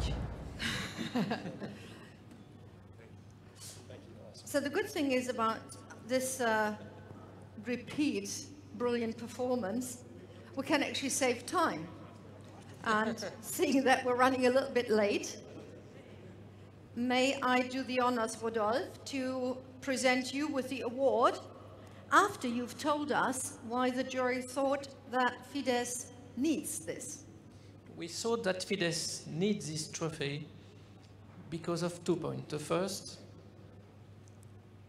is the fact that the custom authority won't manage alone to tackle the counterfeit. They have to be all together involved, the logistic, the consumer, and customs authority. And the second thing, which is very important, you manage to find a positive way of dealing with counterfeiting. So bravo. Right. And now we need this for the picture and for eternity, the handover, and this time somebody else is taking the award. Great. And can we both look to the front? Yep, 1 picky, and then we can continue. Smiles, yes.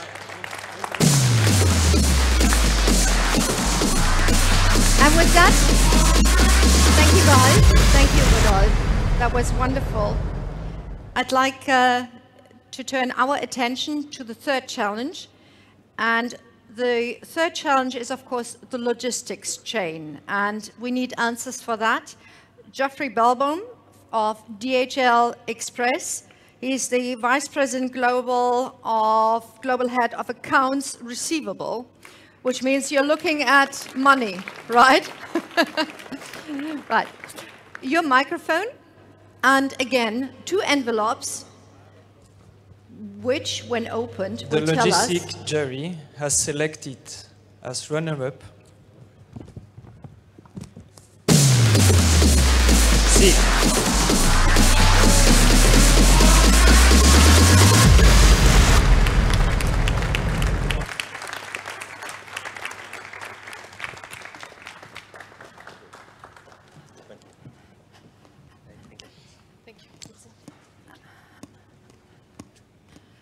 So, congratulations. Also for the mixed gender appearance. Finally a girl.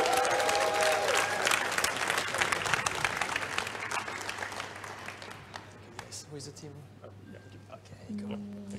So why did we go for seal? I think, eventually we the middlemen within the logistics sector, we rely on data input. And I think this team truly understood that blockchain as a technology, emerging technology, can break through this data element that is eventually required to perform proper duty clearance and eventually secure the supply chain down to the end consumer. It's true across the whole logistics chain, but especially on the e-commerce side, which I'm personally dealing with, and I would like to congratulate them on behalf of the whole jury for that. Thank you very much, guys.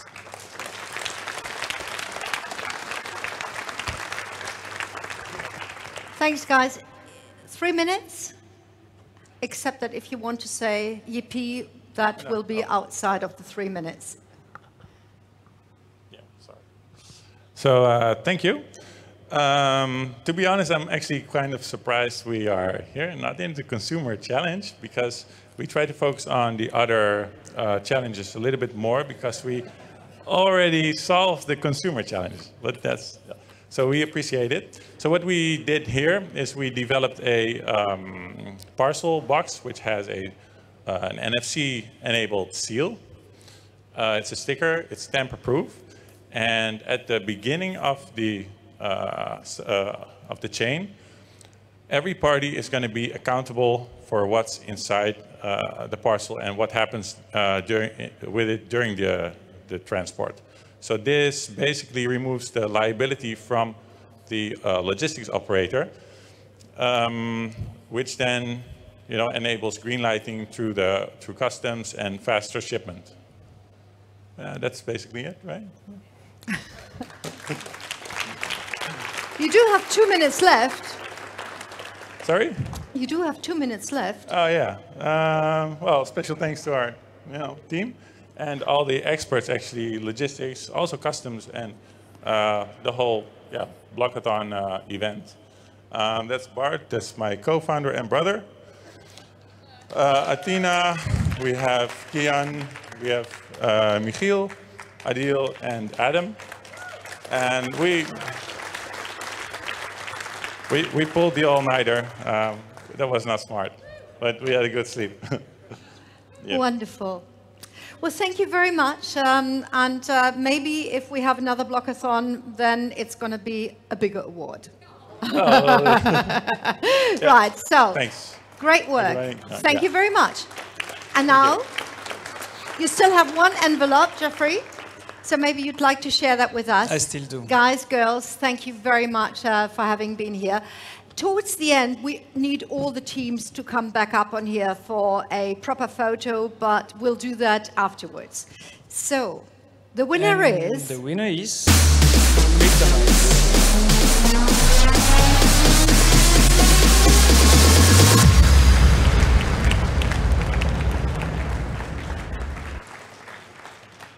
Congrats. You must have your price just here. My accountability. Here you go. So why Cryptomize? Concept of digital twin, fundamental to secure the supply chain.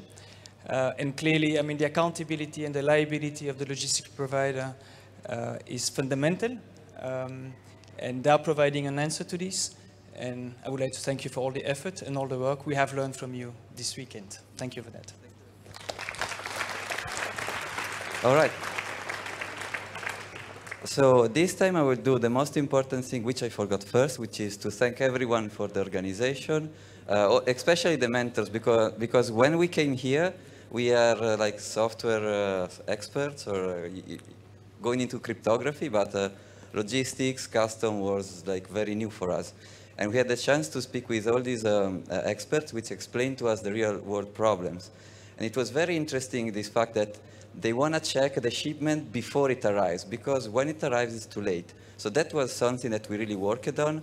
And also, we wanted to come up with a solution with, for high volumes problems, because you really have a lot of goods and a lot of shipments. So it's important to find something which can work on a single level, but can scale up very well. So this discussion went on for 3 days. Actually, we tried to sleep because we went to a couple of hackathons, didn't sleep, it didn't work out. So this time we tried to sleep, but still, when we were here, we really worked hard to get all this knowledge from these experts and understand how can cryptography and game theory help them solve a problem without really buying something new and extremely expensive. Or, you know, the point is to find a way to incentivize people to act in a way, with or without the technology. So we started from there, and then we built it into the blockchain. And I have no idea of the time, so, yeah. So thank you. And it seems the jury has already sort of withdrawn. Congratulations, guys. Now you've got 2 to take away. I'm very sure that you can carry it back, you know, do a little bit of work.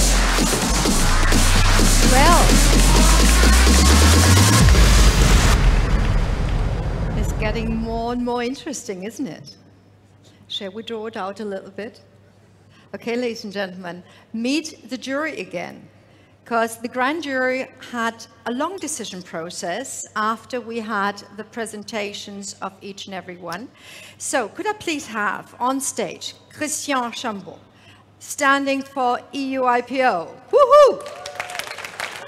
I would also like to just see at least your co-jurors, or have they all gone home? No, they're all there. They're all there. So, Charles, already saying hello, he's there. Paolo, yeah, why don't you two get up? And Vinay Gupta, where is he? He's over there. Oh, he's over there. Yeah, just turn around your heads. Okay, well, thanks very much for this great work. And you were actually taking more time than you were supposed to have taken. So it was something not that easy. It wasn't intended. Of course, a build-up is always intended, but here actually we took our time because it was very close. Yeah, so just let's remind everybody that we already saw everybody up on stage. It was Cryptomize and it was Fidesz. So now we need a big sound because the winner is...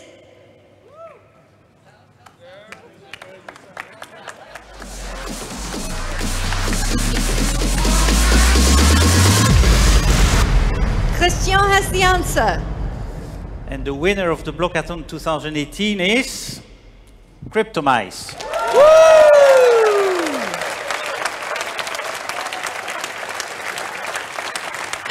Wow. What a decision. And whilst Cryptomize is coming up here, fantastic. I'd also like to invite Christian Peugeot to come join us. UNIFAB president.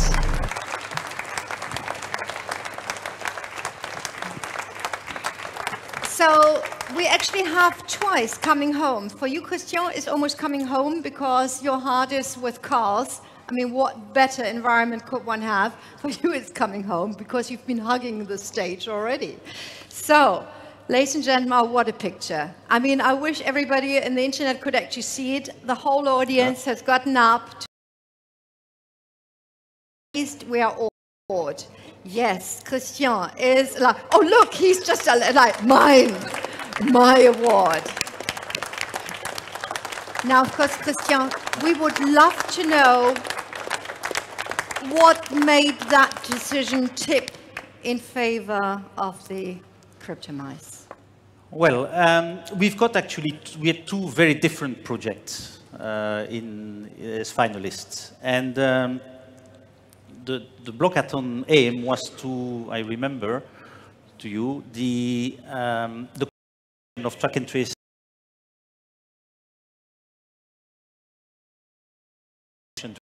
system, obviously because that would help us find the counterfeits.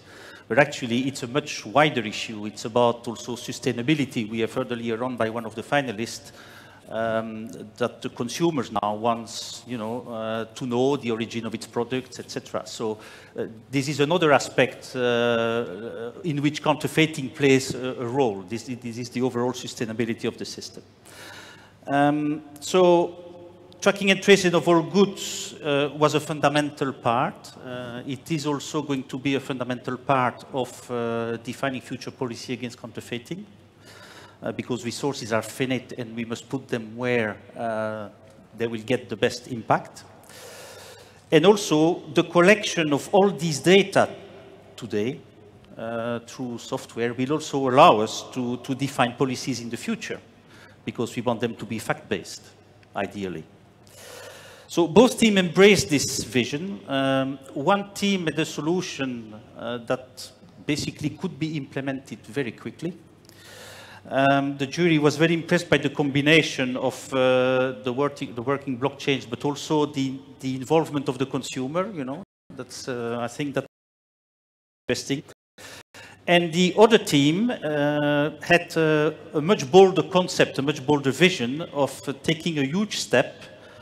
They know that there will be hurdles to pass and a lot of questions to answer, but the vision is there. And basically the jury finally, on a fine line, went for the boldest vision, and this is why Cryptomize wins the prize. Congratulations. And ladies and gentlemen, I would love to invite Andrus and Ansip up on stage. Sir, could you sort of go to the other side? And ladies and gentlemen, the EU Commission Vice President for the Digital Single Market has joined the stage. And I think it looks like you are framed, really, by people who enable you to show the best. And I think everybody here has also done their best. So I think a big round of applause to everybody. Woo!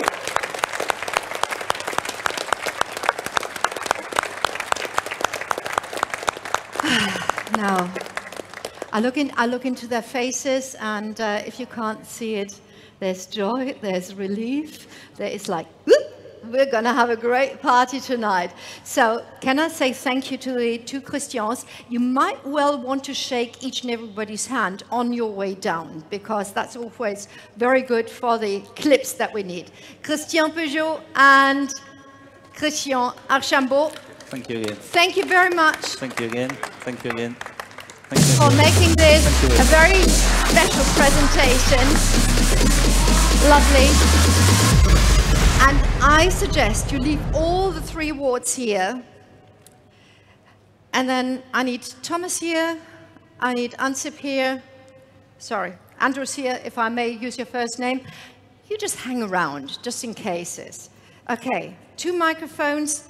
I mean, first of all, please forgive me. How do you feel? Typical question. I'm really looking forward to a good night of sleep, but other than that, it's perfect. I really thank you very much. We are thrilled to be part of this. Thank you. Great. Thank you. Yeah. Mr. Ansip, Andrus, have you ever been to a hackathon, a blockathon before? Definitely, I have to be in hackathons before, but because this is the first ever EU Blockathon.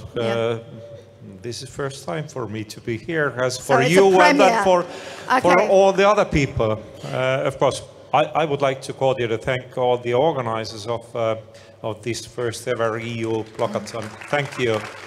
And of course, I would like to congratulate all the winners and all the people who took part in this event.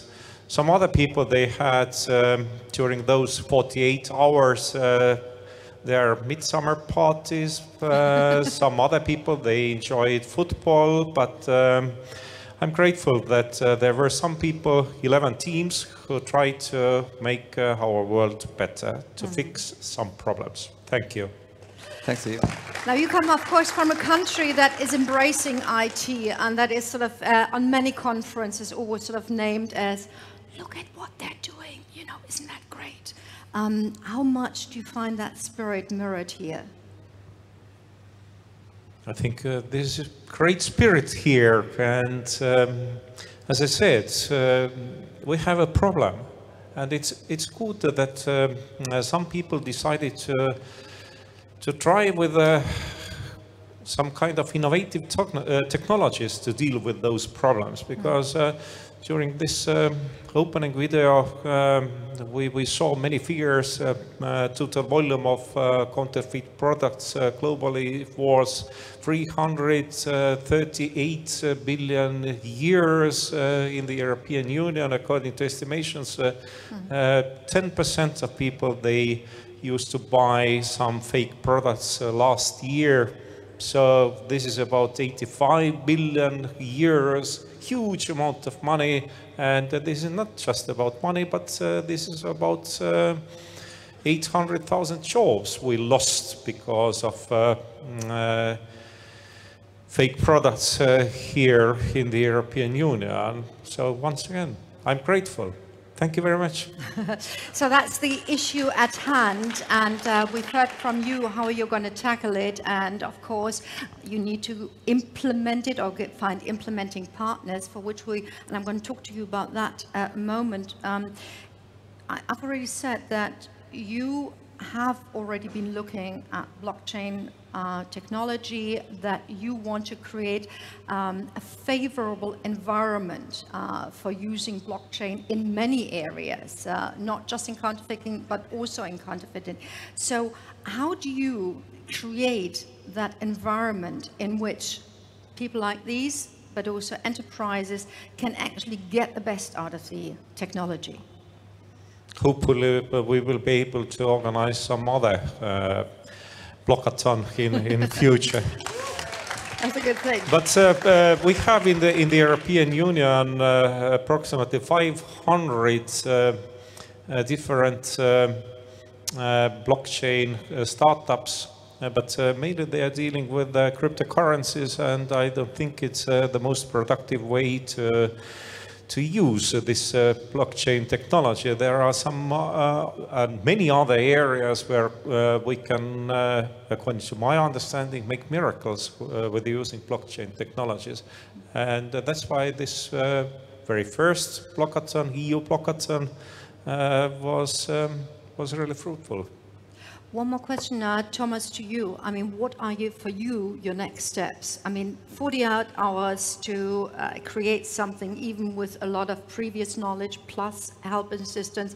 You created something that is definitely worthy to be furthered, but we all want it to be there. All right. What needs to happen for it to get out there? Yeah, okay. So as an open source protocol, we want to open up the community. The first thing to do is to involve as many people as possible to contribute and improve the protocol. This part is like the easiest part, because you just place the protocol on, say, GitHub or Reddit, and people will help you.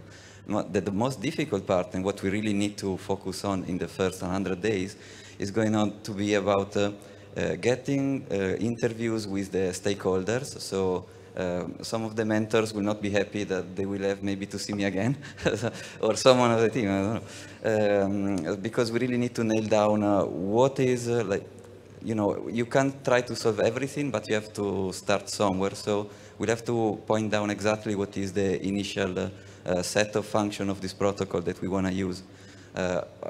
Then we will have to do the reference implementation, which is something technical and not going to bother you. But in an open source project, you also have to share your code about how do you actually implement that protocol. So that's the next step. And of course, as an open source initiative, we will have a non-governmental organization. So probably that is going to be the cleanest way to move it forward. So yeah. I'm going to ask that question in a moment, but I would like to ask you, sir, one more question about the role of intellectual property rights.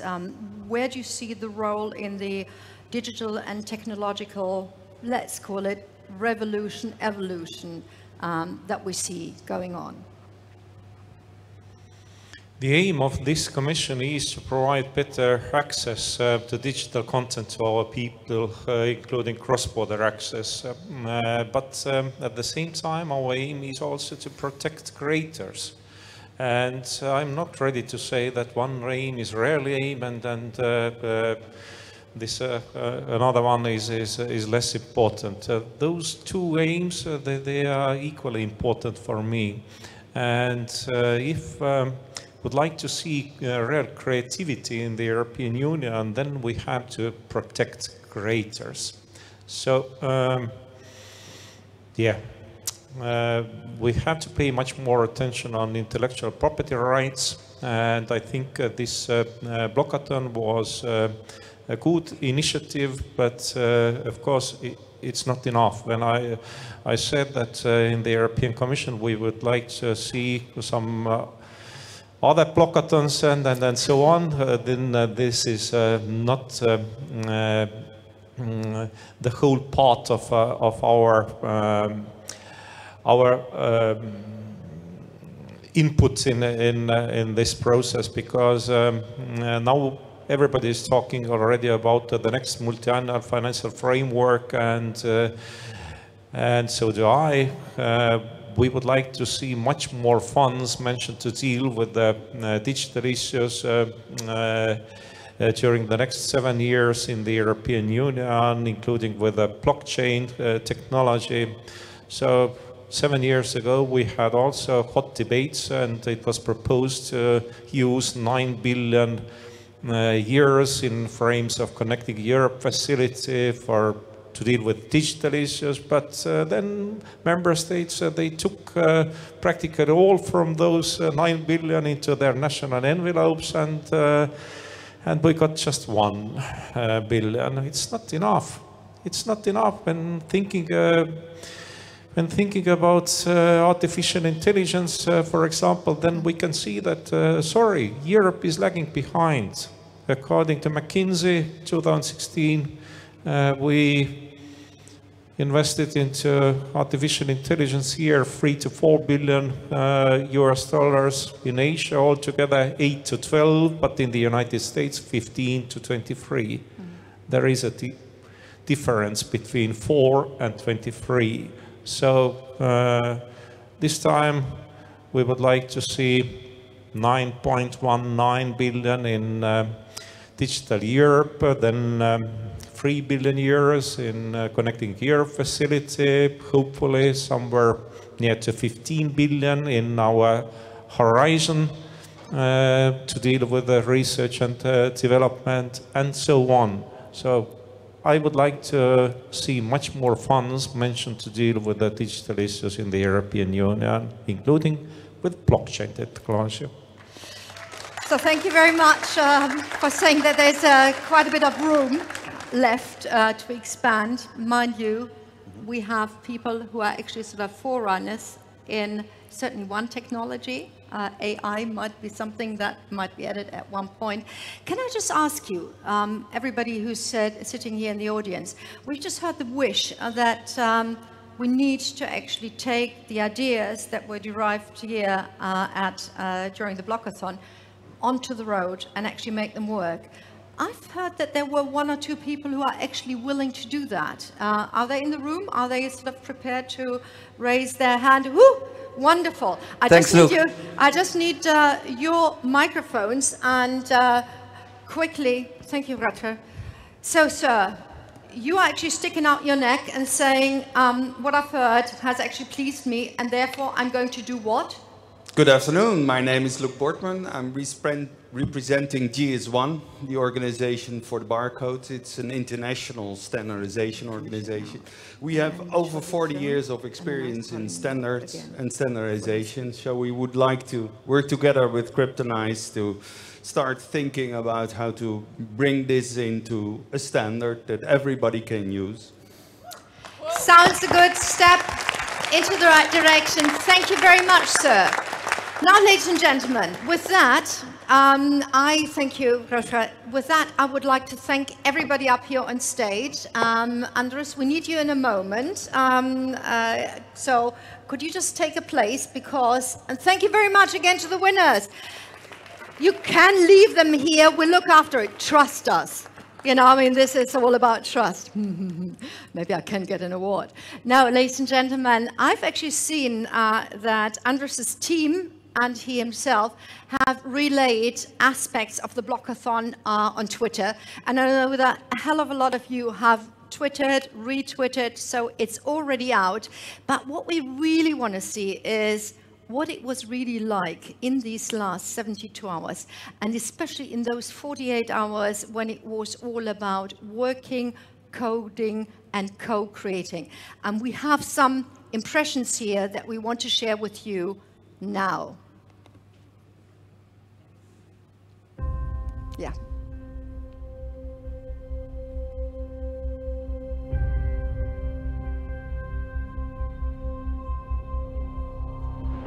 It's the beginning of a movement to co-create the future together and move forward.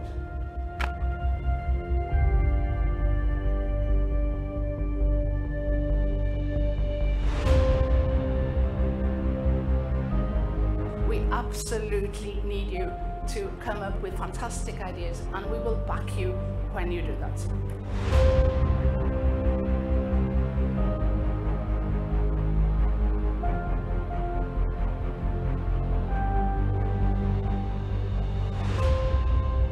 Ladies and gentlemen, we must seize the opportunities offered by technology in order to shape the world in a positive way. Let's connect, code, and co-create.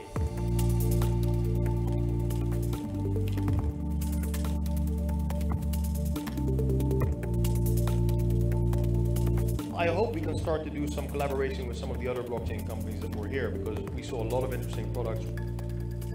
I'm impressed by how quickly they grasp our complexity with customs and logistic providers and consumers, and have put it really well together into some ideas. We had a lot of ideas. The problem is huge. We really tackle a specific use case in order to get a more viable product at the end of the 3 days.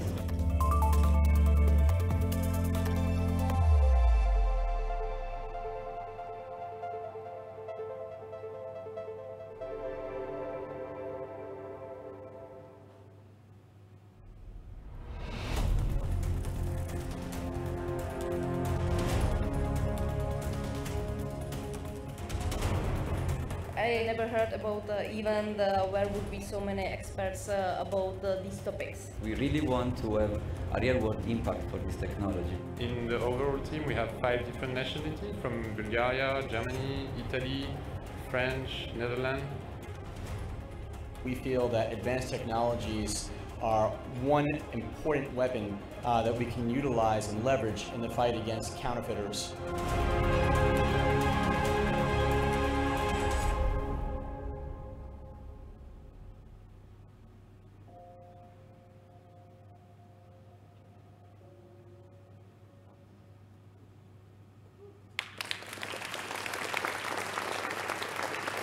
A lot of hard work, all worthwhile. Now, the wonderful thing is, once a good idea is born, other people think, well, we need to do something.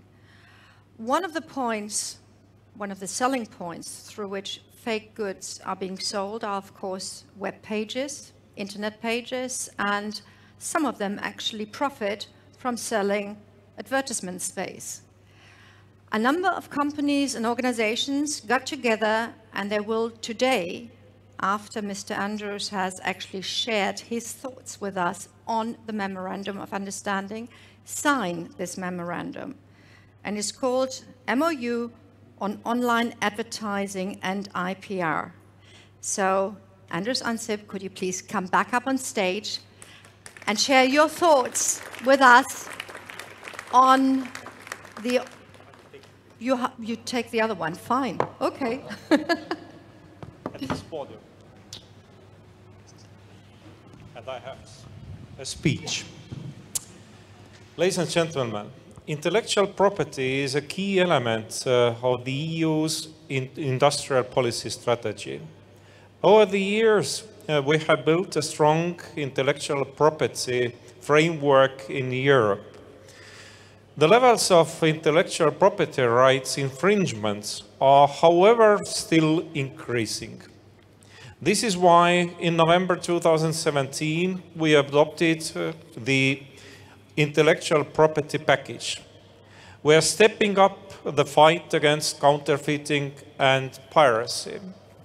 I have always been a strong defender of follow the money approach and working actively and closely with industry representatives. MOUs are key pillar in the work on the enforcement of intellectual property rights. And we see that our approach works. There are clear positive results of the MOU on the sale of counterfeit products. This is why today we fully support the companies and associations that agreed on the MOU on online advertising and intellectual property rights. The aim of this initiative is to cut intellectual property rights infringers off from one of their major revenue sources. We want to minimize the placement of ads on sites that infringe intellectual property rights. This is in line with the follow the money approach I have supported since I started in the Commission. The Commission is committed together with the EU Intellectual Property Office to make this MOU a success. Your efforts are greatly recognized and appreciated. My congratulations. Thank you.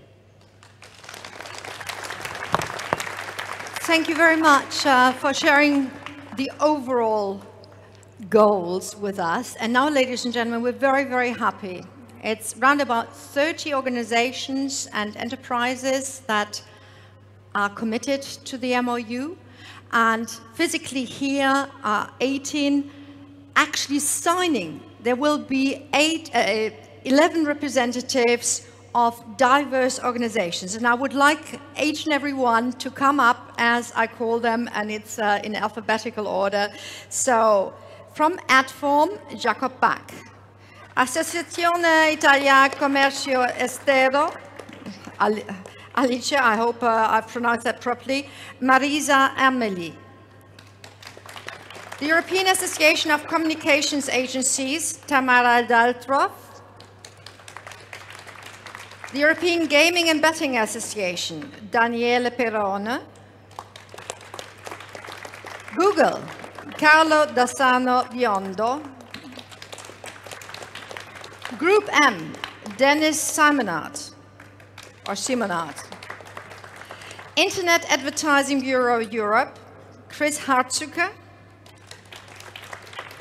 Sports Right Owners Coalition, Mathieu Morieux. Trustworthy Accountability Group, Nick Stringer, finally an easy name. White Bullet, Peter Shishko. And last but not least, the World Federation of Advertisers, Stefan Lörke. So you see, these people are not there because the price is hot or because they can just get a cheap offer. They are actually committing their companies to fulfilling what the MU stipulates and of course, they do need help from people like you, like the teams that have been here in the hackathon competition and cooperation. So the signing is very important, ladies and gentlemen, because it just means it's not just a signature, it is a commitment to a strategy, to a policy. And I love the fact that you're looking and seeing that everybody is properly signing. Please, 6 of you will continue up here on stage, and please don't run away too far. So Stefan Lurke already knows that he's going to stay here. Carlo Dassaro Biondo will be needed up on stage. Dennis Simonat, Tamara Daltrov, Nick Stringer, and Peter Shishko. So maybe you could already come back up on here. So I always like people not to run away so that I know they're close.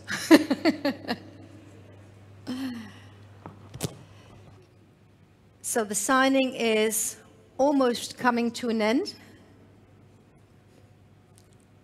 And you know, in game shows, we actually have the one lawyer there to verify the signatories. You can have a new job now. Right, thank you very much. So, 2 more signatures needed. And everybody who still wants to share why they're actually signing up and why they think the MOU is important, please come back on stage. Don't be shy. I'm trying not to bite you. Ladies, I almost have all of you together at the moment. We're still missing one. I think Peter Lurke is also the last one to sign, so we're waiting for his signature.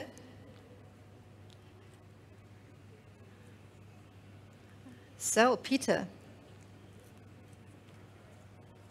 Sir?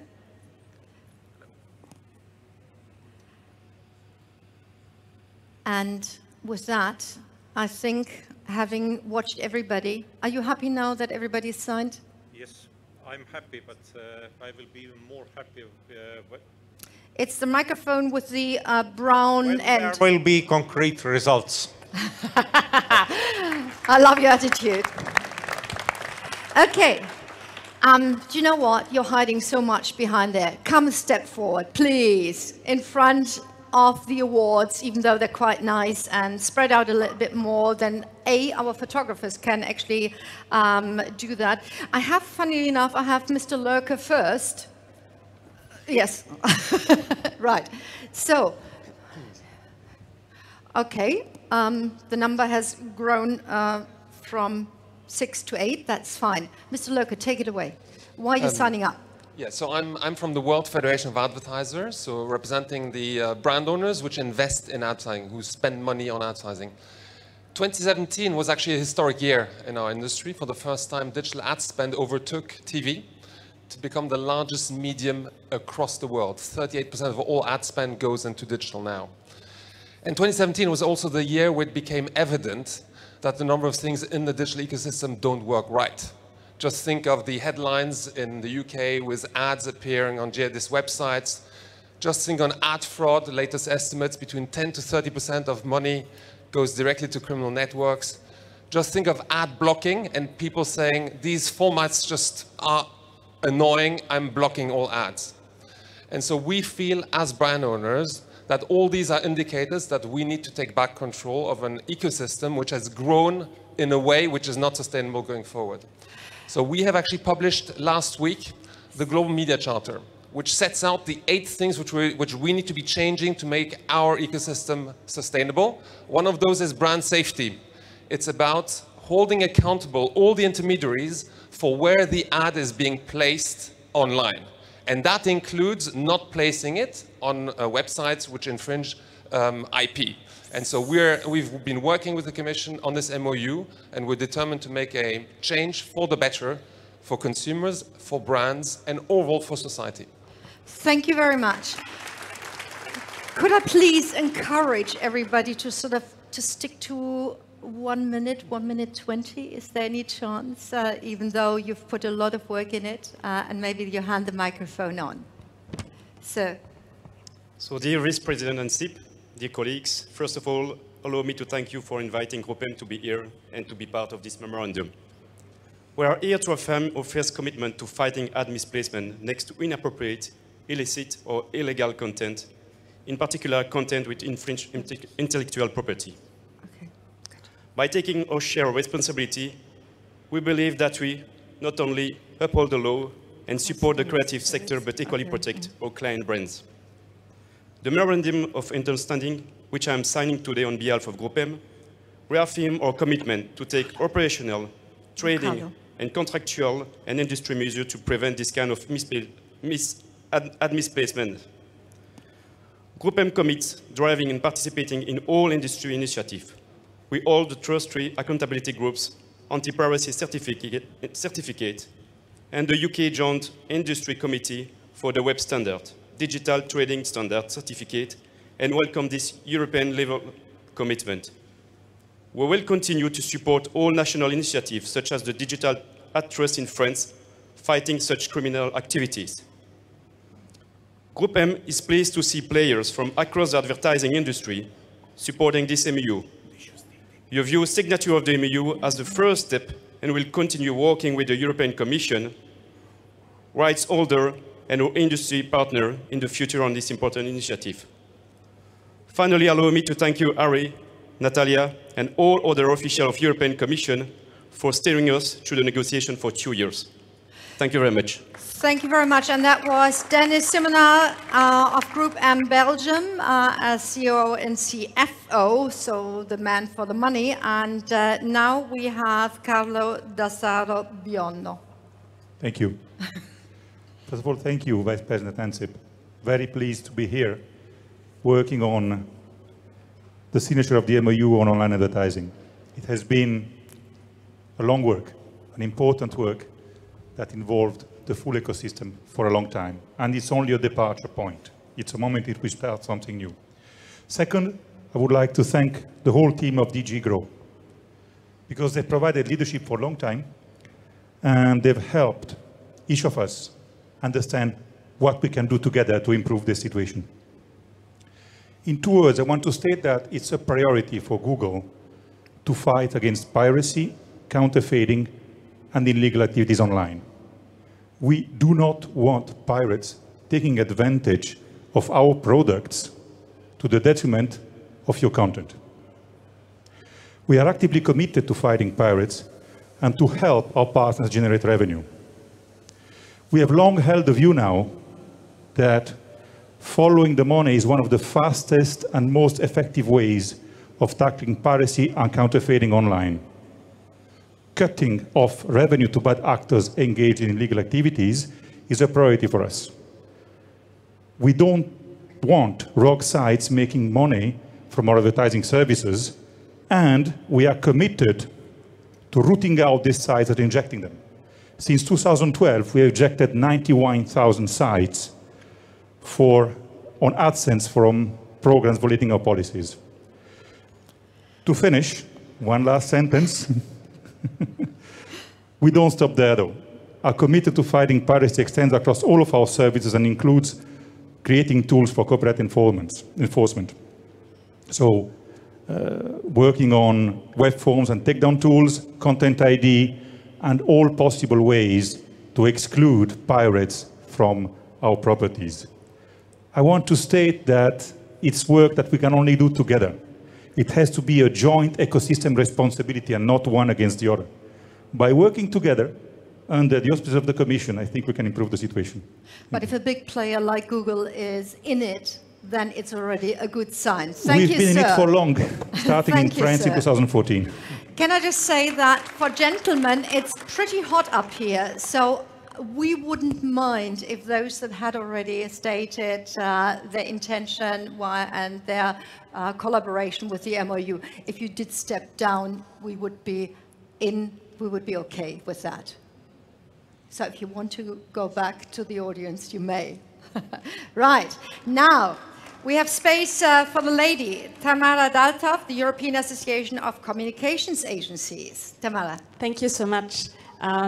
Dear Vice President, dear guests, reconciling the interests of more than 20 different stakeholders has been a long process, but it was definitely worth the effort.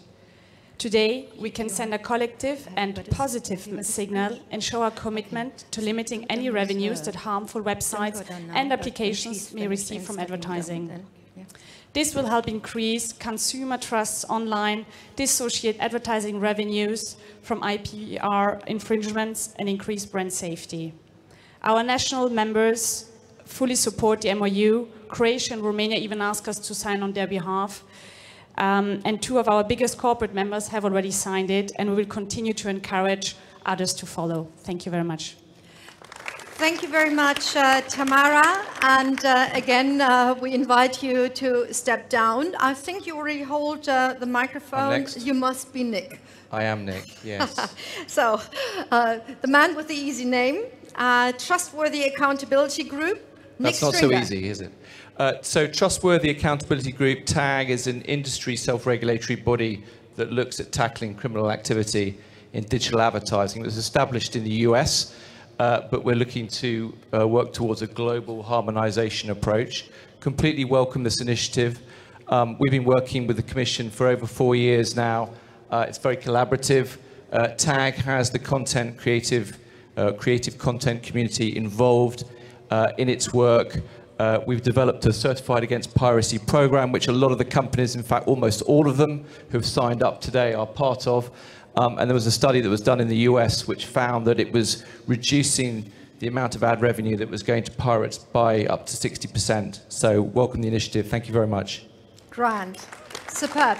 You hand the microphone on to Peter, and I hand the microphone on to Mathieu. Well, there's a person who's got an even worse name than me. I was going to say, I think I'm the guy with the most Peter difficult Szyszko, name. White Bullet, very simple label, White Bullet. Why? Hi, thank you. Are you signing? That's right. So White Bullet, I'm the CEO, and we track digital advertising on IP infringing websites, and we use real-time scoring to identify those sites. We're signing because we've been involved with the whole of the team in the EU Commission and in other countries as well, to help recognize the problem of branded advertising funding illegal sites that infringe intellectual property. So we're really delighted that the stakeholders have come together and that it's come to this, this great opportunity for collaboration. In our mind, the ability to take away branded advertising from high-risk websites reduces the credibility of those sites. It stops wasted ad spend and obviously protects brands as well. And also, around 50% of the advertising on high-risk sites tends to be fraudulent advertising or malware that affects consumers. So the collaboration between the ad ecosystem, brands, and the policy and IP holders is a wonderful opportunity to actually help consumers, help brands, and help protect intellectual property. Thank you very much, Peter. You know, in Germany we have a bad saying, the last one gets bitten by the dogs, but not here. That's fine, that's fine. Hello everyone, Matt at the Sports Rights Owners Coalition, so representing 50 sports events organizers. So quite topical with the World Cup coming up and being on, actually. Even those who have been working the whole weekend, I'm sure you noticed there is a World Cup, and I'm sure you noticed that Belgium will win it, for sure. So we're very delighted to be part of the initiative, and that finally we managed to get an MOU. Piracy is a big issue for us, for our content. Even during a World Cup like the one we have now, which is mainly on free-to-air television, on free-to-air websites, you still have piracy, and you still have people benefiting from it financially. So we do hope that this MOU will help us, together with the help of the advertisers, with the brands, and with the intermediaries, to reduce that at least. Echoing what Commissioner and Vice President Ansip was saying, I think the tough part is coming up now, and we need concrete results. So we look forward to working with all the other stakeholders, but we do hope we're going to get results in 6 or 12 months' time. Thank you very much, and well done again. Thank you, Matthew. Sports Rights Owners Coalition, SROC, and well, continue to do the good work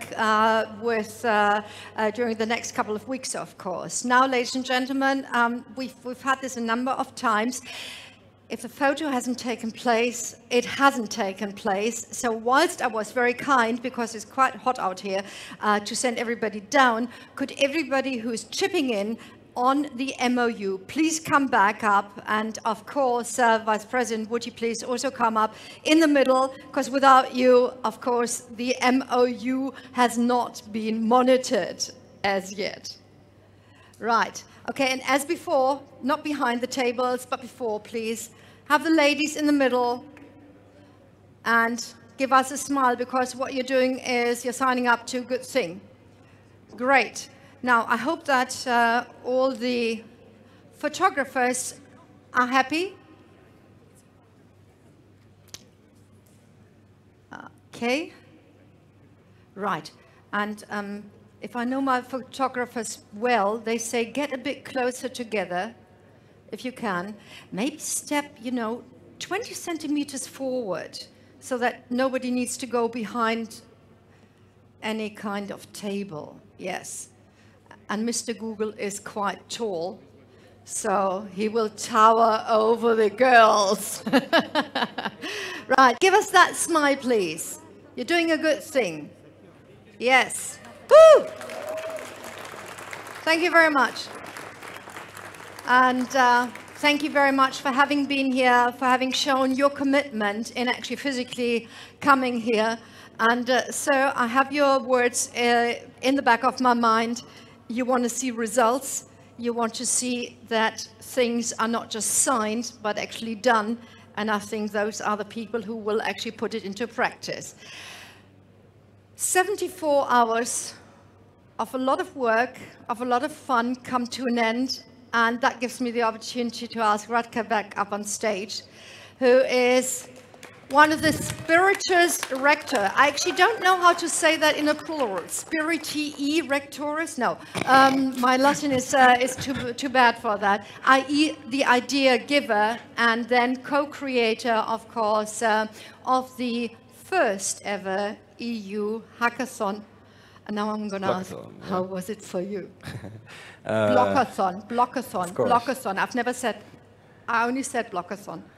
Well, Connie, of course, well, saying that to me feels a bit uncomfortable because there are so many people involved, right? I mean, I'm just here on stage and we are used to do these kind of things, which is really about creating an environment where nobody needs to step out of their comfort zone alone, but you can do it together.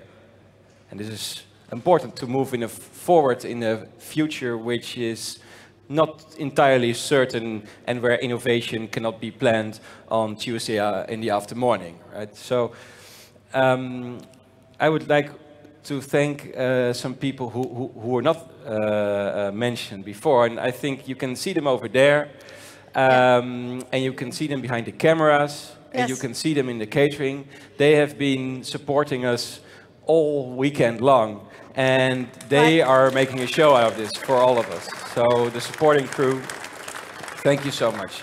Except for the people who are actually responsible for the technical aspect, so that we actually have a backdrop. Exactly. Could each and every one of you who's actually been involved, i.e., could all the teams come up on stage, all the teams that are still there, so all of them, not just the team captains, and go behind us. I need some with a lot of muscles to move the chairs. So maybe our grand jury can be there, and the experts and the challenge juries. The grand jury in between Radka and me on this level.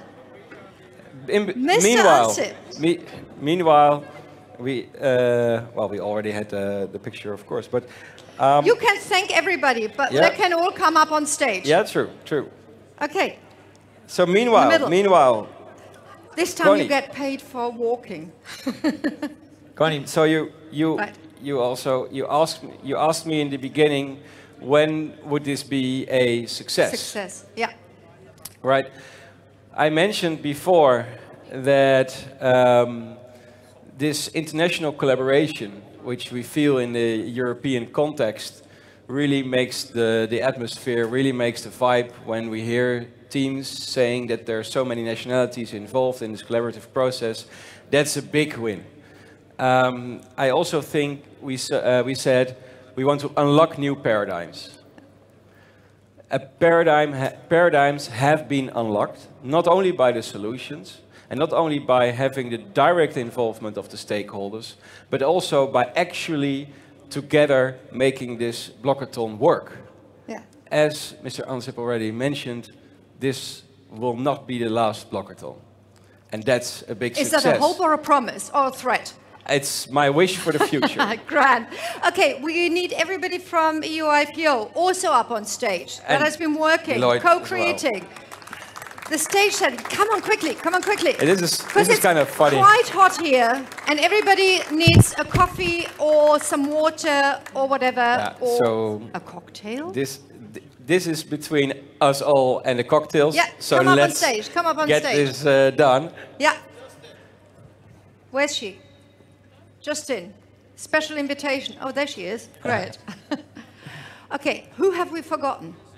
Okay, guys, if you behind the camera come up here on stage, then we have a problem. So just for now, just keep it the way it is. Okay, and say the Blockathon 2018 was a great success. Woo! Yes. Thank you very much for having been here. Continue doing the good work. Everybody who signed the MOU, live it if you can. Get your organizations to get behind it. Thank you very much, everybody, for chipping in, for doing the great work. Lovely. Let's have a drink. And I think now we can say, yes, we can have some water, some coffee, whatever you want. Cocktails downstairs. Downstairs. Their cocktails and are don't downstairs. Scratch the cars. All ends with beginnings. What keeps the planet spinning? Force from the beginning.